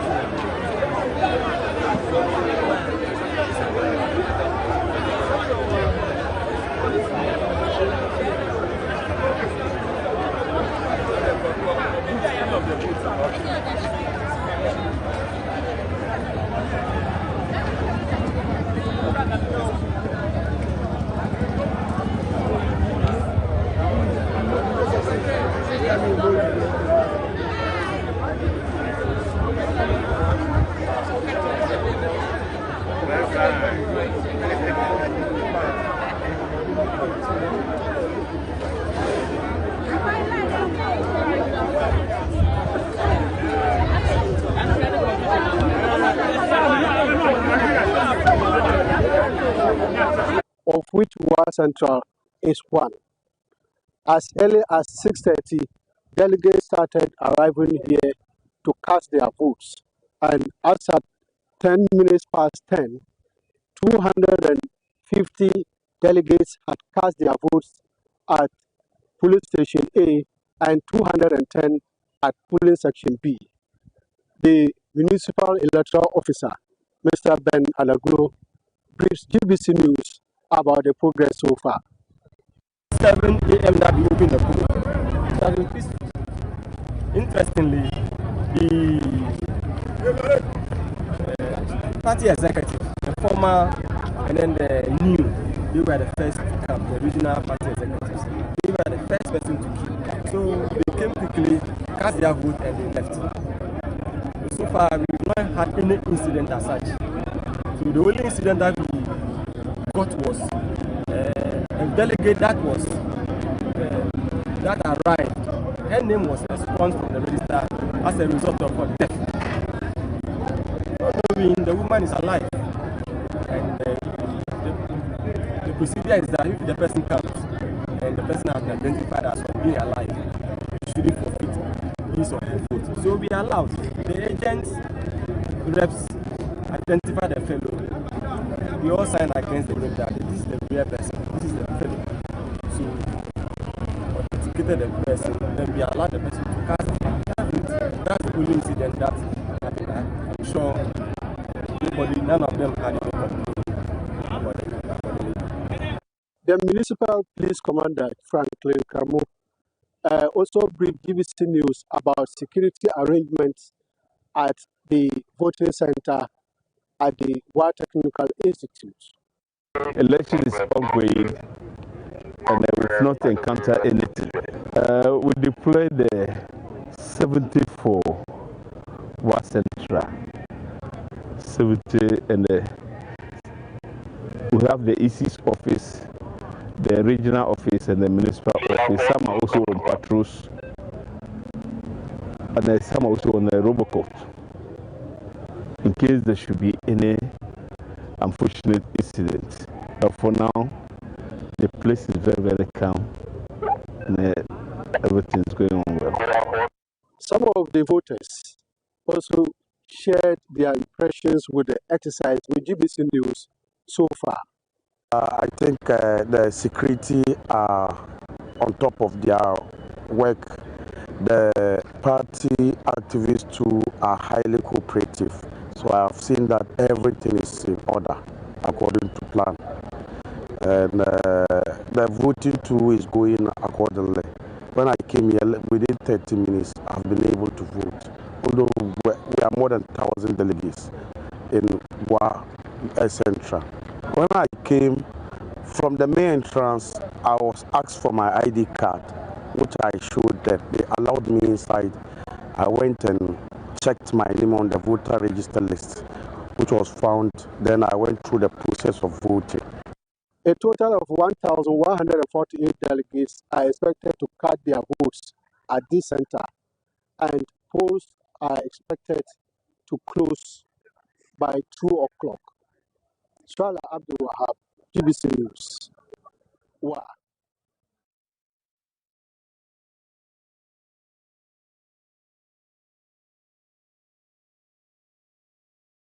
Welcome back to the studio. This is still our coverage of the NPP presidential primaries. Earlier gone by was a report from Alpha West regional correspondent Swala Abdul Wahab. He was giving us an update on the process so far. Just about 7 minutes for the process, 5-7 minutes for the process to come to a halt, or voting to come to a halt in across the country. If you're already in the queue, you get the opportunity to vote, but if not, then at 2 o'clock, unfortunately, you cannot get the opportunity to vote for your preferred presidential, candidate for the NPP. Now, my guest in the studio have been George AC, member of the NPP communications team. He's a bit mischievous, but and then yeah. I mean, that was backstage. Why are you bringing it front? And then we have Dr. James Kwabena Bonfair. He's a lecturer, UPSA, CEO of Census Center for Citizenship, Constitutional and Electoral Systems, and also Mr. Emmanuel Mensah, Deputy General Secretary, NPP USA. Now, I've given Dr. Bonfair and George the opportunity to, tell us more, but Mr. Mensah, it's your turn to speak. We've heard from Dr. Bonfair, we've heard from George AC. What are your thoughts? Doreen, let me once again, say this. I think, from the onset, I was very clear about what today means, to us as a party and as a nation, at large. I would, say we've held several, series of elections, in this country. In fact, let me be very honest with you. This is one of a kind, and I say this, because I have had the privilege to participate in almost all of these, elections. I've seen where things had become chaotic at certain times, whereas compared to where we are today, almost every single individual, including your correspondents, who have really spoken to us, here and to the nation, have said they've seen quite a different, election. And I'm proud as an MPP sitting here, this moment, to say every single, thought that was put into this, process have yielded, the desired, result. Yes, we may not, have finished, with the process, yet, but I'm still, confident that no matter, what the outcome is, for what it has proven to us as of this, moment, yes, indeed, it shows that we have come a very long way from 1992 up until this moment that, we're really, conducting this, particular primaries. When you spoke, to one of the, aides to the candidates, I think, Kobe, and I remember him mentioning about, packets of issues, here and there. I don't intend to magnify issues that may seem to be non-existent. Honestly, I would love, a process where when you come, publicly to have to declare certain things, you must, be able to show, a proof, of that. Oh, exactly. Unfortunately, we do not, at this point, want to preempt certain things that, we do not have the business, to do. Collectively, we're looking for the best for none but the NPP. And no matter what it is, I've said this, on various platforms this morning, that every single one of these, candidates who we are actually, looking up to, whom we are actually, today representing one way or the other to actually become the flag bearer of this, party, have put in a lot of effort, an enormous amount of, resources in this, process. And that alone means a lot to us as a party. Therefore, we cannot really look at it and say, okay, yes, there may be an issue, a little bit of, issue here and there, and seems to magnify the issue when we're asked to prove or to maybe just, mention, and we're saying that, by the way, we don't know the extent of the issues yet, but we are, really just preempting or stating, something that obviously may not be the case. I would have loved, for my, colleague to really give us, an idea of what exactly might have happened or what the issues, might have been, rather than just, vaguely, put it, out there. Magnifying something But he himself said. Anyway, was not worth magnifying. Anyway, George, let me finish. Doreen, it's not worth magnifying. So we are not magnifying. That's exactly what I said. That's exactly what I said. George, allow him to make his point. It's not worth magnifying. Allow him to make his point. You have a pocket of incidents that affects our team. So let me So maybe he can be in touch. Just allow him to make his point. In fact, George, I have several of them that I'll tell you because I just voted not too long ago from the headquarters, and I have several that I can give you as example here. But the irony here is not to come out and basically talk about bad things that has happened. Unfortunately, I'm here just, to promote, the NPP, and George knows that as well, to ensure that what we are doing collectively, as a, reps of this, party, is to ensure that when this final whistle is blown, we can pat ourselves, at the back and say, we've done an excellent, job to where we are, today. Let me end, by saying this. As a diasporan, again, I started this, earlier. I cannot but to be proud of, every single one of us, individuals who, at least by choice, could have, sat back and just, by dint of what has transpired, based of proxy, and decide that, okay, there has been some denial of some sort, not able to participate fully in this, process. But yet still, those who are even, who were denied for some reason as, voters or delegates in that, matter, have still made the effort, to be here because they want to see a very successful, outcome. 62, delegates from the NPP USA is today in this country, representing, us as a party. It is not just, coincidental. We mean what we are desiring, as an outcome. That is what has really motivated all of us, to be here at this, particular moment. I would say this, may his soul rest in peace. Unfortunately, one of, our delegates just about 2 weeks ago lost, we lost him from the DC, chapter. And I wish, today, whatever the outcome is, we will all be proud to celebrate, even his absence, to say that, yes, he might have been gone to the ancestors, but, spiritually, he's been here, part of this, process, to help us out. But I'm looking forward, lastly, to say this to our PEC or our Presidential Election Committee. I know this perhaps was not the intent, of the committee by, stating that they would not allow proxy, voting. In fact, I hope and pray that this will not end proxy in our party, okay? Because by design, by the constitution that allows and mandates us as a party, we are allowed, to indeed, practice this. Proxy is not a privilege. Proxy is not, to embolden, someone to perform, an illegality. Proxy is to help so that those who are in a position, unfortunately, ill health, whatever the constraint or restriction it may be, will take advantage of that. Today, we are not seeing that.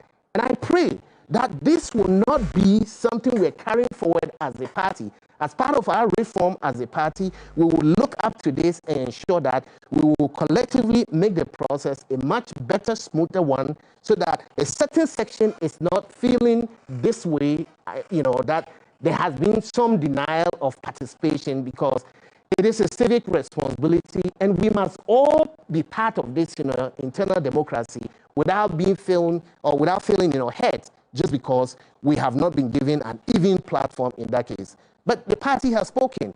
The mandate that has been given to the PEC, they've utilized it. And as much as I may not agree with it, but I respect it. And I will say that, moving forward, we must reconsider, how we're going to drive proxy in this process in future, in subsequent elections. Thank you so much. There was a problem. There was a problem. So we'll come to you. We'll come to you so that you can, give us a better understanding of what problem your team was really trying to solve. But earlier we saw shots from the NPP headquarters, I believe. Already. Sorry, Asylum down. I keep saying that. Asylum down. When you say yes. So asylum down, where we see that it's 2 o'clock. So I'm sure that the electoral officers are just getting ready to start to start counting. That's important because Stanco is collating our results right now. My classmate. My parallel arrangement. So, yes.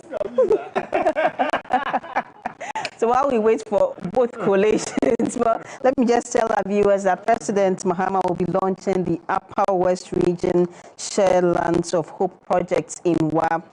That's a project which aims to add value to products, people, and places. Now, viewers on GTV will join the audience at the Warner's Palace for the launch. Now, GBC News will continue with the coverage of the NPP primary. So if you're watching us on GTV, you will join the president at the Warner's Palace for the launch of the Share Lands of Hope project, while those on GBC News will join us to continue with the live coverage of the NPP presidential primaries. Now, I'll let you when the feed is in, so you can join either programs. Like you mentioned, the time is up.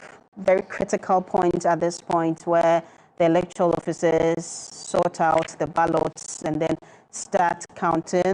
From our screens, we see that in some places, sorting is already started. Now, George, you are trying to help us understand why the party decided to, avoid proxy.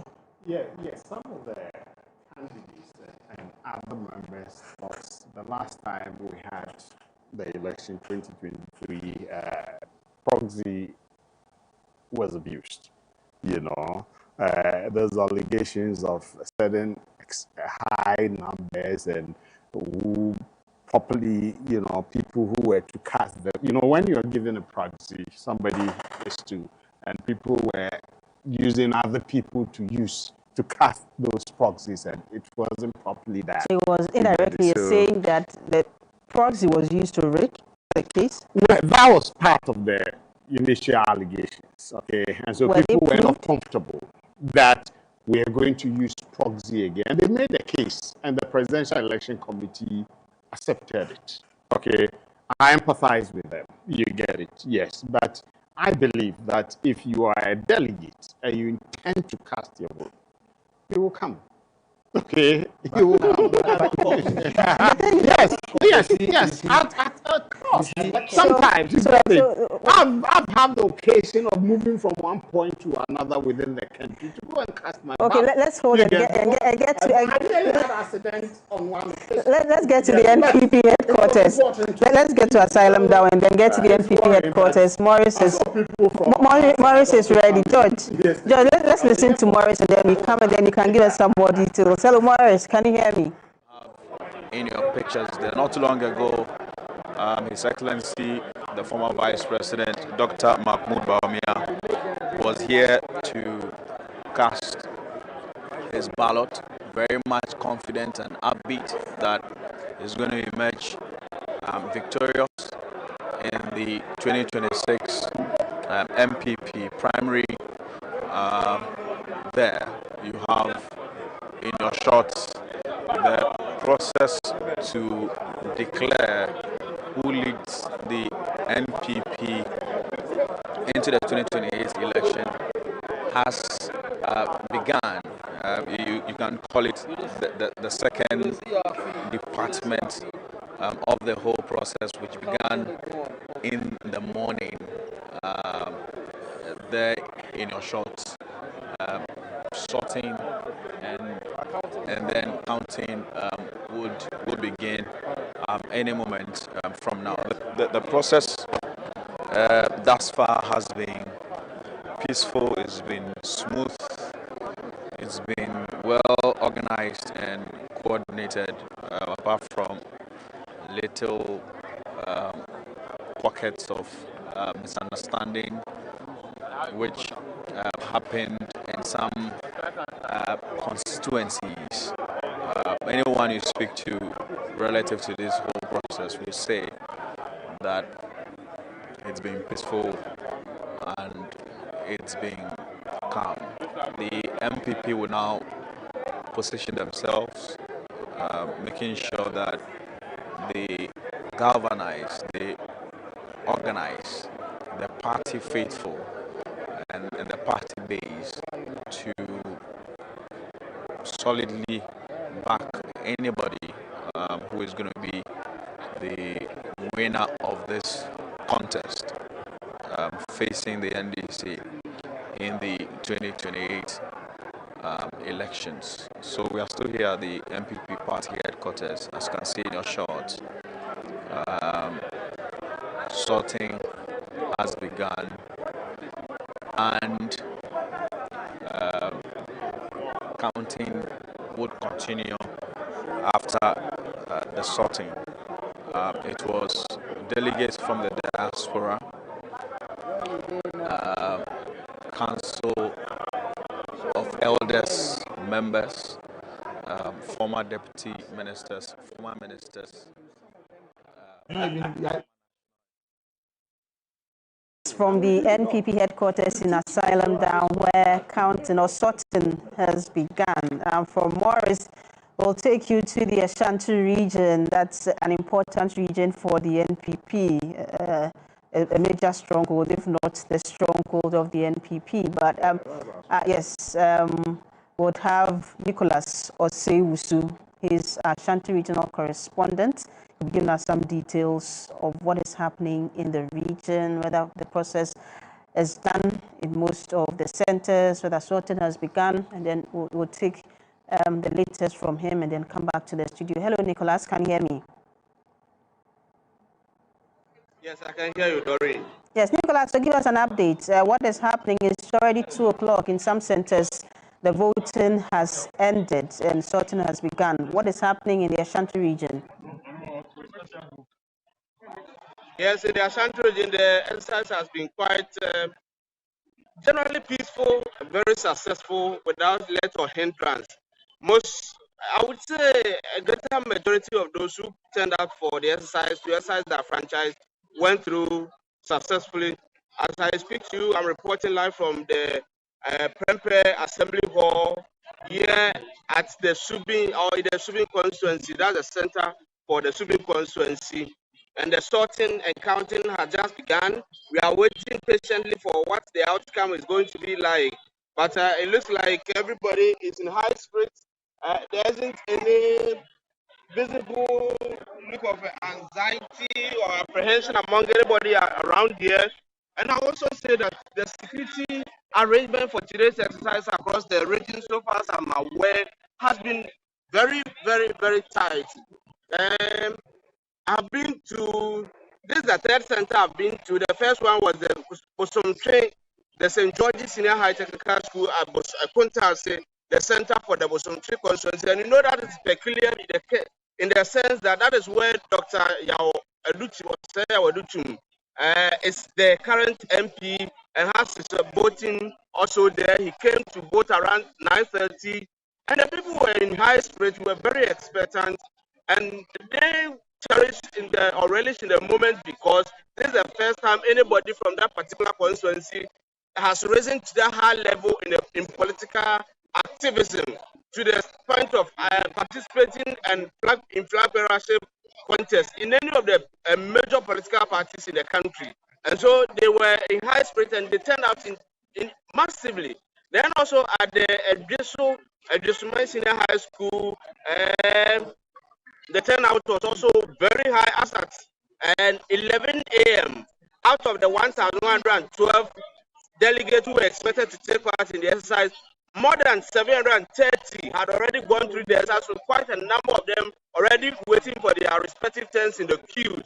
And so the turnout is what I've observed so far is anything to go by. I would say that the turnout is going to be very appreciable, and I'm sure they are going to get their money's worth in terms of whoever is going to emerge victorious from today's exercise. So if you ask me about how the exercise has gone on today, I would say yes, it has been smooth.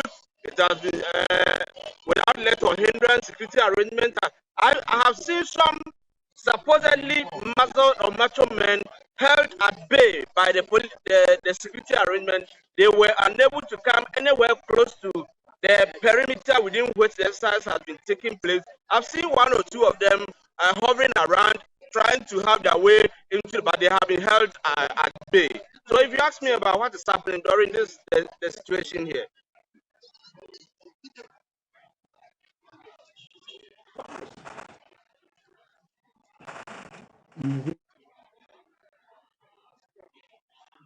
Well, that was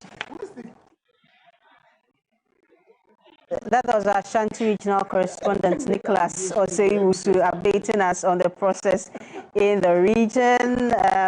Heading to other regions subsequently so that we know whether or not the process has also ended, and then counting or sorting began, and then we know round up the entire process, head to the party headquarters so that we can get the final declaration and introduction of the candidates who won the primaries. People say that today is a do or die affair because we know who is winning and who is not winning. Now, Dr. Bonfe, can we say that after the process, like voting has ended, no major incidents, nothing major has happened, security on point, everything seems to have gone smoothly? Can we now conclude that the NPP is coming out of this election unscathed? We are not there yet. I think it's early days. We're at 2 o'clock. The polls have closed, as we are seeing from your reports nationwide. Sorting has begun. I'm just getting some updates sitting here from some of our assigns to some of the key places and it is simultaneous that the sorting is being carried out. I'm only hoping that agents for the various candidates will conduct themselves very well. At the end of the day, there is a tendency to overrate on substantiated speculations. We've seen that in the past, where allegations were made that led to people taking certain decisions and saying certain things. In the end, it turned out not to be true. So it is at this stage that all of them, the various camps, will have to show electoral competition-based emotional intelligence, where they will be careful how to sift through the information they receive and prepare for the West, so that when the best comes, why the West? Why not the best? Oh, no. You see, the height of your expectation or your hopes can lead to the unimaginable depths of your disappointment or despair. So prepare for the West, so that if the best happens, you are good to go. When you prepare for the best and the worst happens, you might end up committing suicide. So, the best thing is to take the advice that never expect anything and you'll never be disappointed. But that is not to say that when you are prepared well enough and you are hopeful, you should not be hopeful. Be measured that it could go either way. And when you are sure that it can go either way, I'm sure you prepare yourself emotionally and psychologically to take the outcome. And Doreen, this is the point. This is just an internal contest. When they finish, you remember it is a flag bearer contest. The bearer is who they are electing today. The flag is what they must work to give the bearer something more meaningful, something more attractive, something more appealing, something more substantial to bear. Let's head to Nima, where Gifty AJ is standing by. She's moved from Medina to Nima. Hello, Gifty.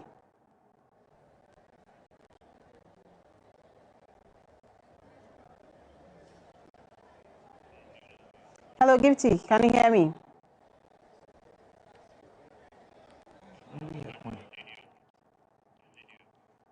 Oh, seems Gifty cannot hear me, but I'm sure that will work that one out and then hear from Gifty. She's ready for you. Oh, she was. Maybe we can try again and see if Gifty is ready. Hello, Gifty. Okay, unfortunately, she's not ready. But Mr. Mensah, Mr. Bonfe has spoken about the fact that, just voting is just one part of the process, which we have successfully gone through quite smoothly. Okay, I'm told that Gifty is back on the line, but I'll come back to you so you tell us what we should be expecting as we begin sorting and then counting.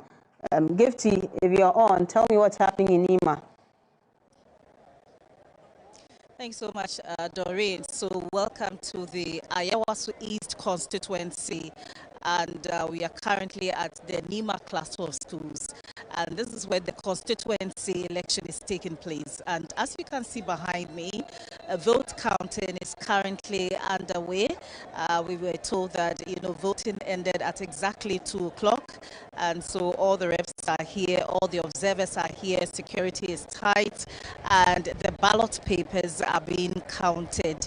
So as you can see, right over there, the process is ongoing, and per the look of things, it looks like it wouldn't take that much of a time for the agent here to know exactly who has carried the day, or even in terms of the order, who is first, second, third, up to the 5th position.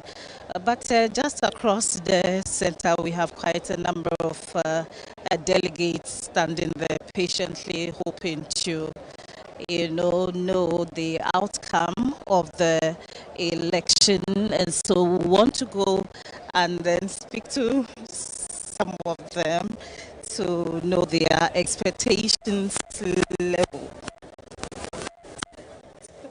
Thank you. Okay, sir. Thank you. Okay, so we'll join the delegates outside the inner perimeter and speak to them. Oh, I can even see some of them sleeping already. Can't wait to know who actually has carried the day. Hello, ma. Good afternoon. Good afternoon. We are live on GBC News. Oh, yo. Next is saying. Hello, good afternoon. You are live on GBC News and GTV. What's your name, ma? My name is Aja Aisha Mohammed, former constituency women organizer of Ayawaso East. So the process has ended at this center. Are you happy with the turn of events? I'm very, very happy. I'm very happy that everything is on control. We don't have any problem here. At the end of the day, everyone who will make a winner, we are going to move the party forward. A quick advice for your delegates and also the party members. Oh, they should stay calm and nobody should fight each other. We are brothers and sisters. We are all one.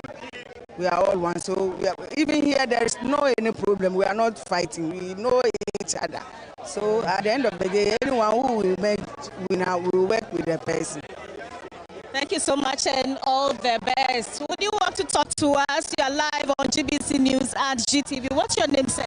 My name is Osman. Why are you still here? Voting has ended and then the vote counting has... Make sure Dr. Bawumia is winning. You don't need to tell me your candidate, sir. I'm feeling to talk to you, my candidate. No.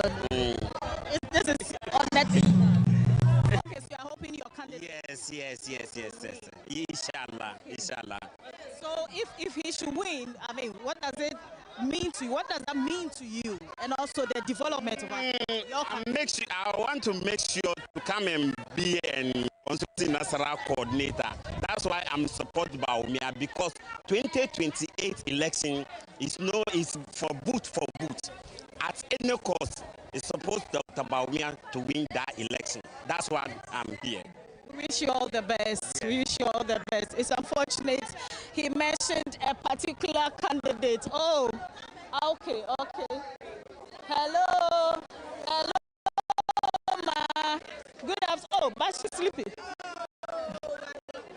Good afternoon, ma. Oh, you won't talk. Okay, understand. She says she doesn't want to comment. You want to talk to her? Yeah. Come along, come. Oh, please come forward a bit. What's your name and then position in the party? My name is Baraka Kasim. I'm the woman organizer. Ayawaso East. Yeah. What are your expectations for this election and today? Oh, today Dr. Mahmoud Bawumia. You don't need to mention names, I beg you. Let me mention the name. So what do you... My candidate, I'm hoping my candidate is winning. Shama Lao. What are the expectations? Should he or she, should your candidate win? Yeah, all of them are. What do you expect from the candidate? They should do for us or what? Yes, expectations from them.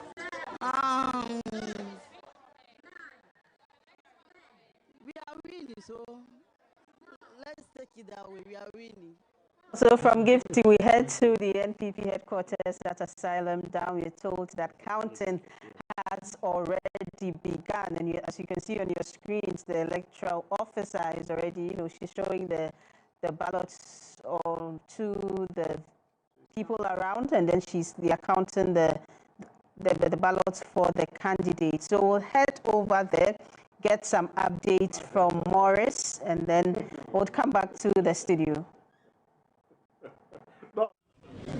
61, 62, 63, 64, 65, 66, 67, 68, 69, 70, 71, 72, 73, 74, 75, 76, 77, 78, 79, 80, 81, 82, 83, 84, 85, 86, 87, 88, 89, 90, 91, 92, 93, 94, 95, 96, 97, 98, 99, 100, 17, 18,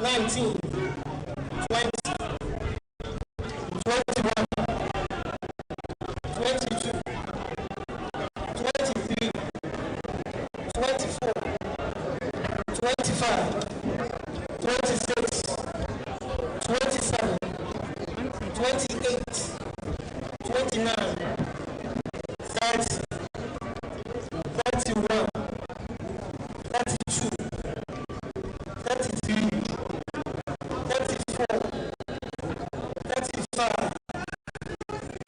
36, 37, 38, 39, 40, 41, 42, 43, 44, 45, 46, 47, 48, 49, 50, 51, 52, 53,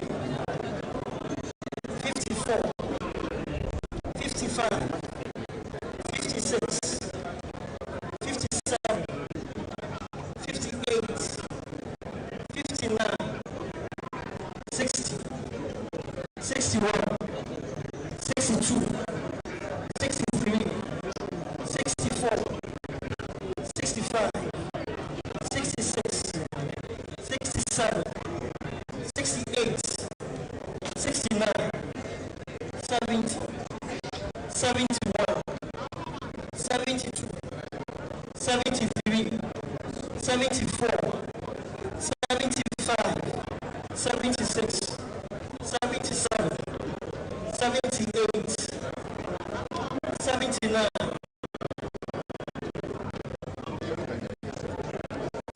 80, 81, 82,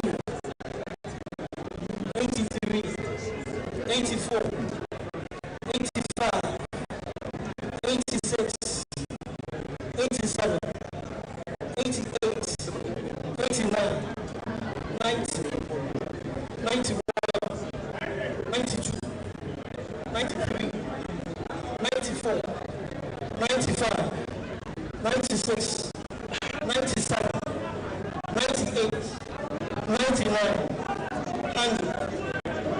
That's 200. 1, 2, 3, 4, 5, 6, 7, 8, 9, 10, 11, 12, 13, 14, 15, 16, 17, 18, 19, 20, 21, 22, 23, 24, 25, 26,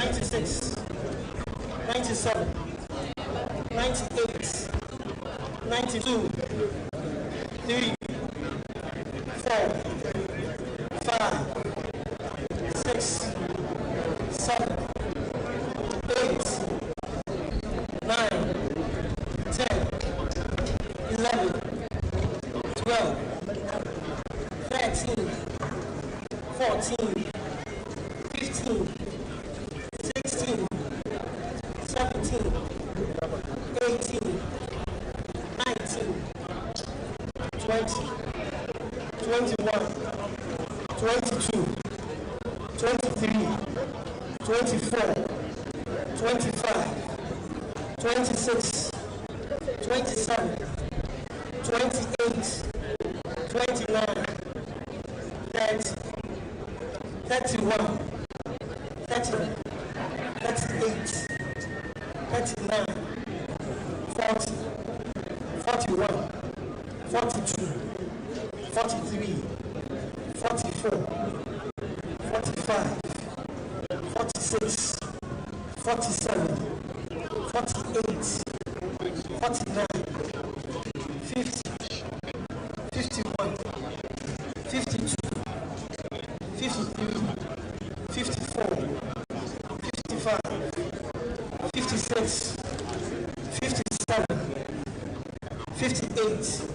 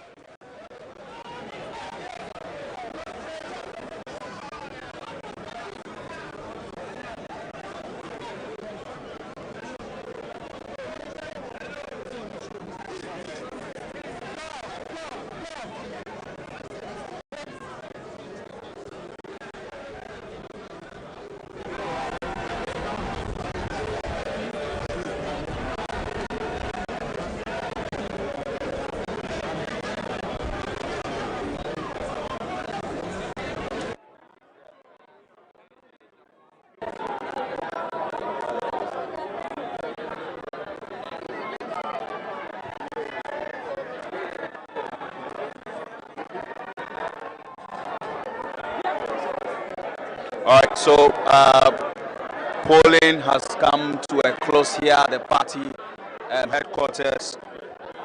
A vote, and Brian Champon also had 3 of the votes, and Brian Champon also had 3 of the votes here at the MPP headquarters. I'll quickly go over the result again. Dr. Bawumia, 308 of the votes as counted. Kennedy Ohene Ejapon, 160 of the votes.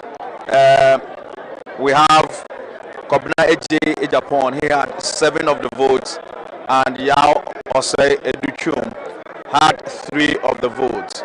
Dr. Brian Echampon had 3 of the votes after counting was done. Both camps of the main contenders in this election kind of celebrating after the declaration. Let's listen to the EC.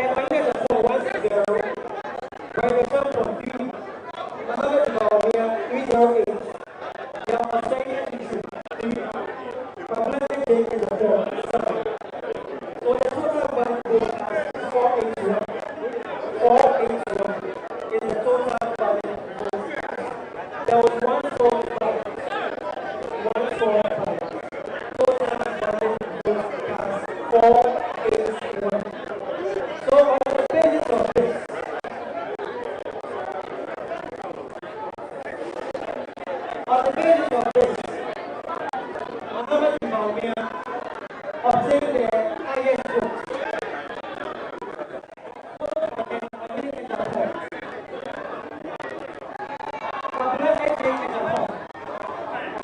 follow suit.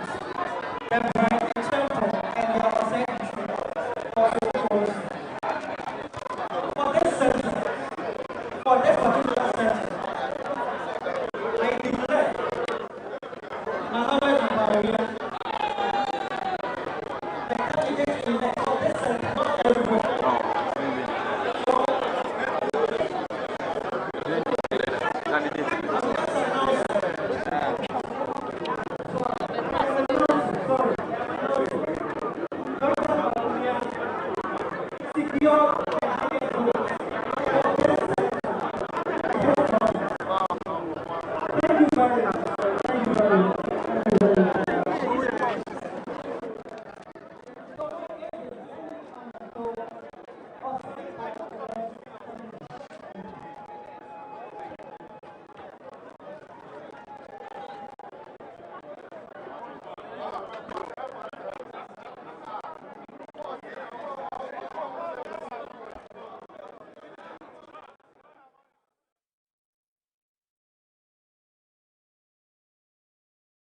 Just gone by the results from the NPP headquarters at Asylum Down, and what we have so far is that Dr. Bawumia got 308 votes. Ken Ejapong followed with 140. Brian Champong got 3, Kwabena Ejapong 7, and then Dr. Yawose Dichum also had 3 votes. Now we'll head to Alan, who will be reporting and giving us an update on where he is currently. Hello, Alan. If you can hear me, please tell us what's happening. Hi, thank you very much, Doreen. We're coming to you from where we started the day. Our day began from here at the Atomic Park A and B polling stations, which is in the Greater Dom Kwabena constituency. Basically, when you get here, all other polling activities apart from sorting and counting, every other activity relative to polling is over. And behind me, what you can see is polling stations A and B currently sorting out and getting ready to count the vote to the viewing delegates who earlier were here to cast their vote. What is interesting is, Doreen, you hear so much noise behind me. It is because the news is coming in slowly about what has taken place or what is taking place from other places. And as it comes in, people loudly respond with either shouting the name of a candidate or a person they support, and that is what it has been so far. I can say that polls having closed, the police are all on standby, ready in riot gear, and they're ensuring that the inner perimeter is not penetrable. Nobody is allowed to enter the inner perimeter. Not even the media is allowed to enter the inner perimeter. I can see what looks like polling station B currently almost completed sorting out, and so counting has begun, and station or polling area B is currently counting. I'm not sure what A is currently up to though, but I can say for a certainty that counting has begun from a polling station or polling area B here at the Atomic Park in the Dom Kwabena constituency. Let me see if I can grab a word. But no, let's wait till counting is done and declaration is done by the EC official. Then maybe we'll engage a delegate or two to find out whether it went their way or it didn't go their way. Either way, remember, it is the big elephant family we're talking about. Doreen.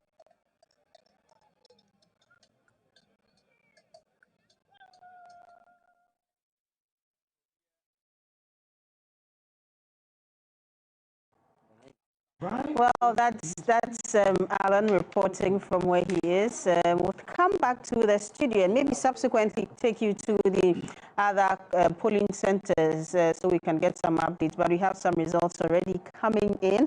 And earlier I mentioned the results from the NPP headquarters at Asylum Down. Dr. Bawumia getting 308 votes. A little correction, Ken Ohene-Agyapong had 160 votes instead. Brian Edichum had 3 votes, Dr. Brian Edichum actually. Kwabena Agyapong 7 votes, and also Dr. Yawosu Edichum getting 3 votes. Now back to the studio. Doc, from the results we are seeing at the NPP headquarters, Dr. Bawumia got 64% of the votes. Is it a trend we should be seeing from the other polling centers? What is that really telling us? Well, Bawumia is the man to beat, and from what we had gathered and also followed the pollsters. So please hold the thought for me. Our correspondent is coming to us from the NPP headquarters. Morris, we know that counting has ended. We have the results. What more do you have for us? We have been in the grassroots for a very long time for the party. I have not seen Dr. Bawumia. Very much confident that Dr. Bawumia, very much confident that looking at the results recorded here at the party headquarters, his candidate, Dr. Bawumia, is going to carry the day. Quickly, we'll try and speak to some more of the party faithful. Good afternoon to you, sir. My name is Morris. We are live on Ghana television. We'll try and speak to some of the delegates and some of the party faithful who are hanging around the party headquarters, trying to monitor the process and get the results for themselves as declared at first hand. You can see at the main entrance of the party headquarters, the delegates, the party people are beginning to wrap up whatever it is, and the Ghana Police Service beginning to remove some of the barricades, giving an indication really that the whole process, the major part of today's event has finally come to an end, and maybe we'll wait for an after party for the party faithful who are here. So this is how the outside of the MPP headquarters is looking like. Let's quickly speak to these party faithful. Some of them, voted in the process. Some also not delegates, and so could not vote. Good afternoon to you, sir.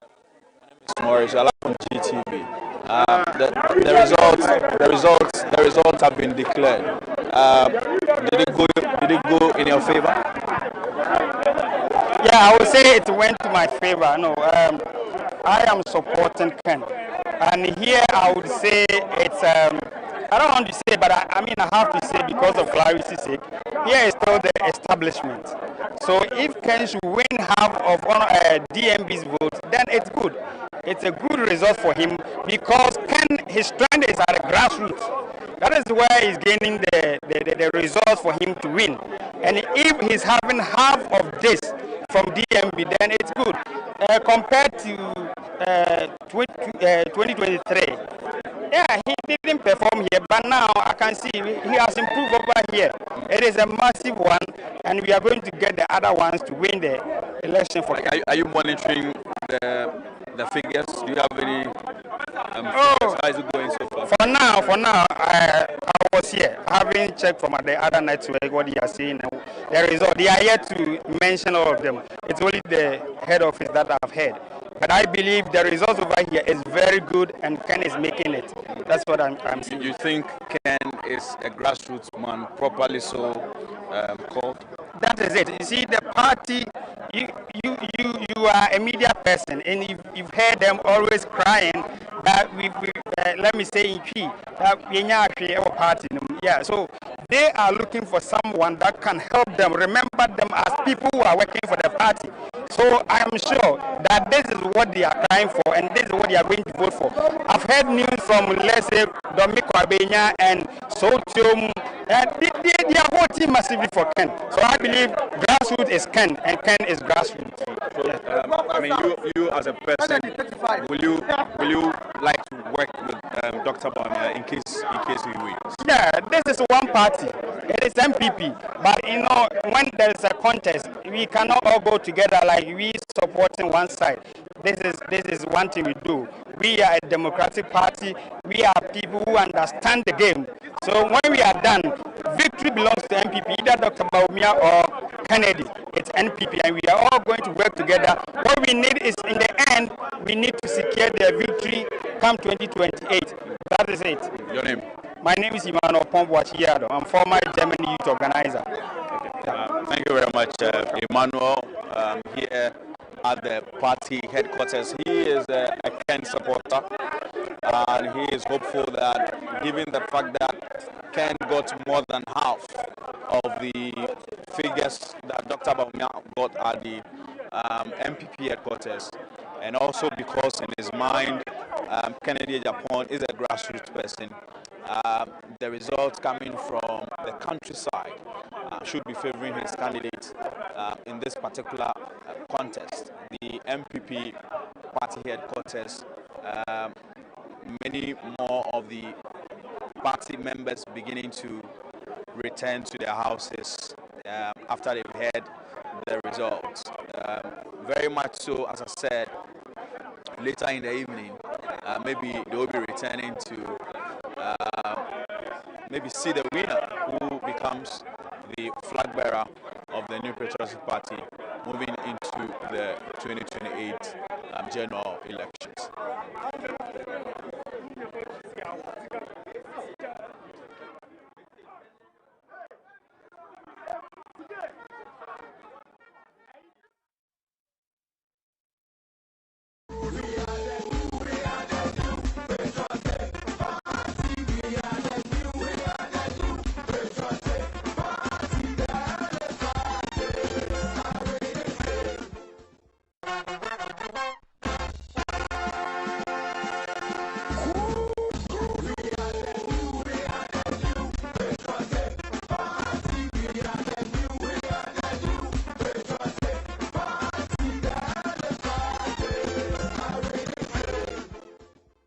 Unity, continuity, and innovation. He's focused on unity, mending rifts within the party and fostering inclusiveness, jobs and livelihoods, create employment, support entrepreneurs, and ensure fair wages, food and agriculture, modernize farming, empower farmers, and ensure fair food prices for both farmers and consumers. Reliable energy, increase solar power generation, reduce outages and lower costs. Transport and clean energy, modernize transport, bring in electric vehicles and cheaper fares. Private sector growth, cut waste, empower businesses and create jobs. Fair taxes, simple predictable tax system. Business recovery, tax amnesty to help businesses recover and grow. Access to credit, national credit scoring system for easier access to funds.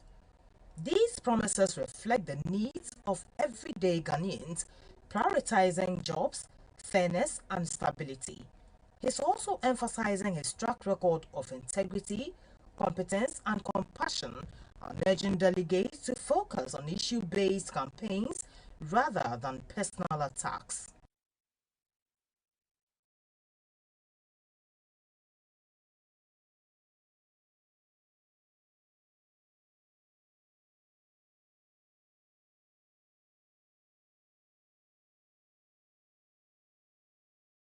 Dr. Brian Acheampong. Dr. Brian Acheampong's key campaign message is focused on unity, discipline, and grassroots empowerment. He's looking at rebuilding the new patriotic party from the ground up, prioritizing job creation, infrastructure development, and youth engagement. Some of his core promises include unity, resolving conflict within the party and fostering inclusiveness, discipline, strengthening internal structures and enforcing accountability, grassroots empowerment, supporting local communities and prioritizing their needs, job creation, leveraging private sector experience to drive employment opportunities, infrastructure development, improving roads, healthcare, and education nationwide. Brian Acheampong's campaign is intended to reconnect party with its grassroots who feel disconnected after 2024 election defeat.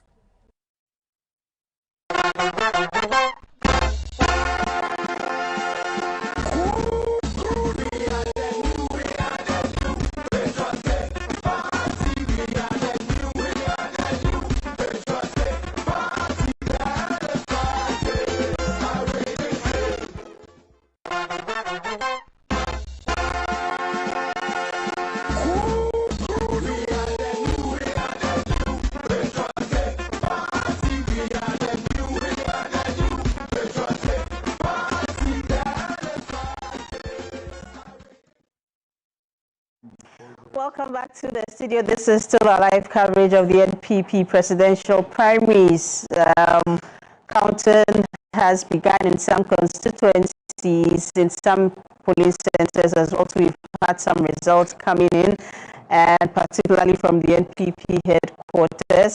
So we'll have a conversation about what's happening. But George is here with me in the studio. George Sapo. George, what's up?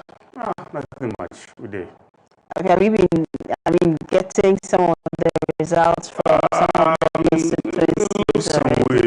So far, somehow, some way. I'm just waiting to see how it's going to be at the end of the day. Particularly from the NPP headquarters, it seems that apart from the fact that we have just half of the delegates on the register who came to cast their ballot, Dr. Bawumia seems to have taken the lead from that center, 308 votes. Yeah, it looks like, because the figures coming in so far, it looks like going in his favor.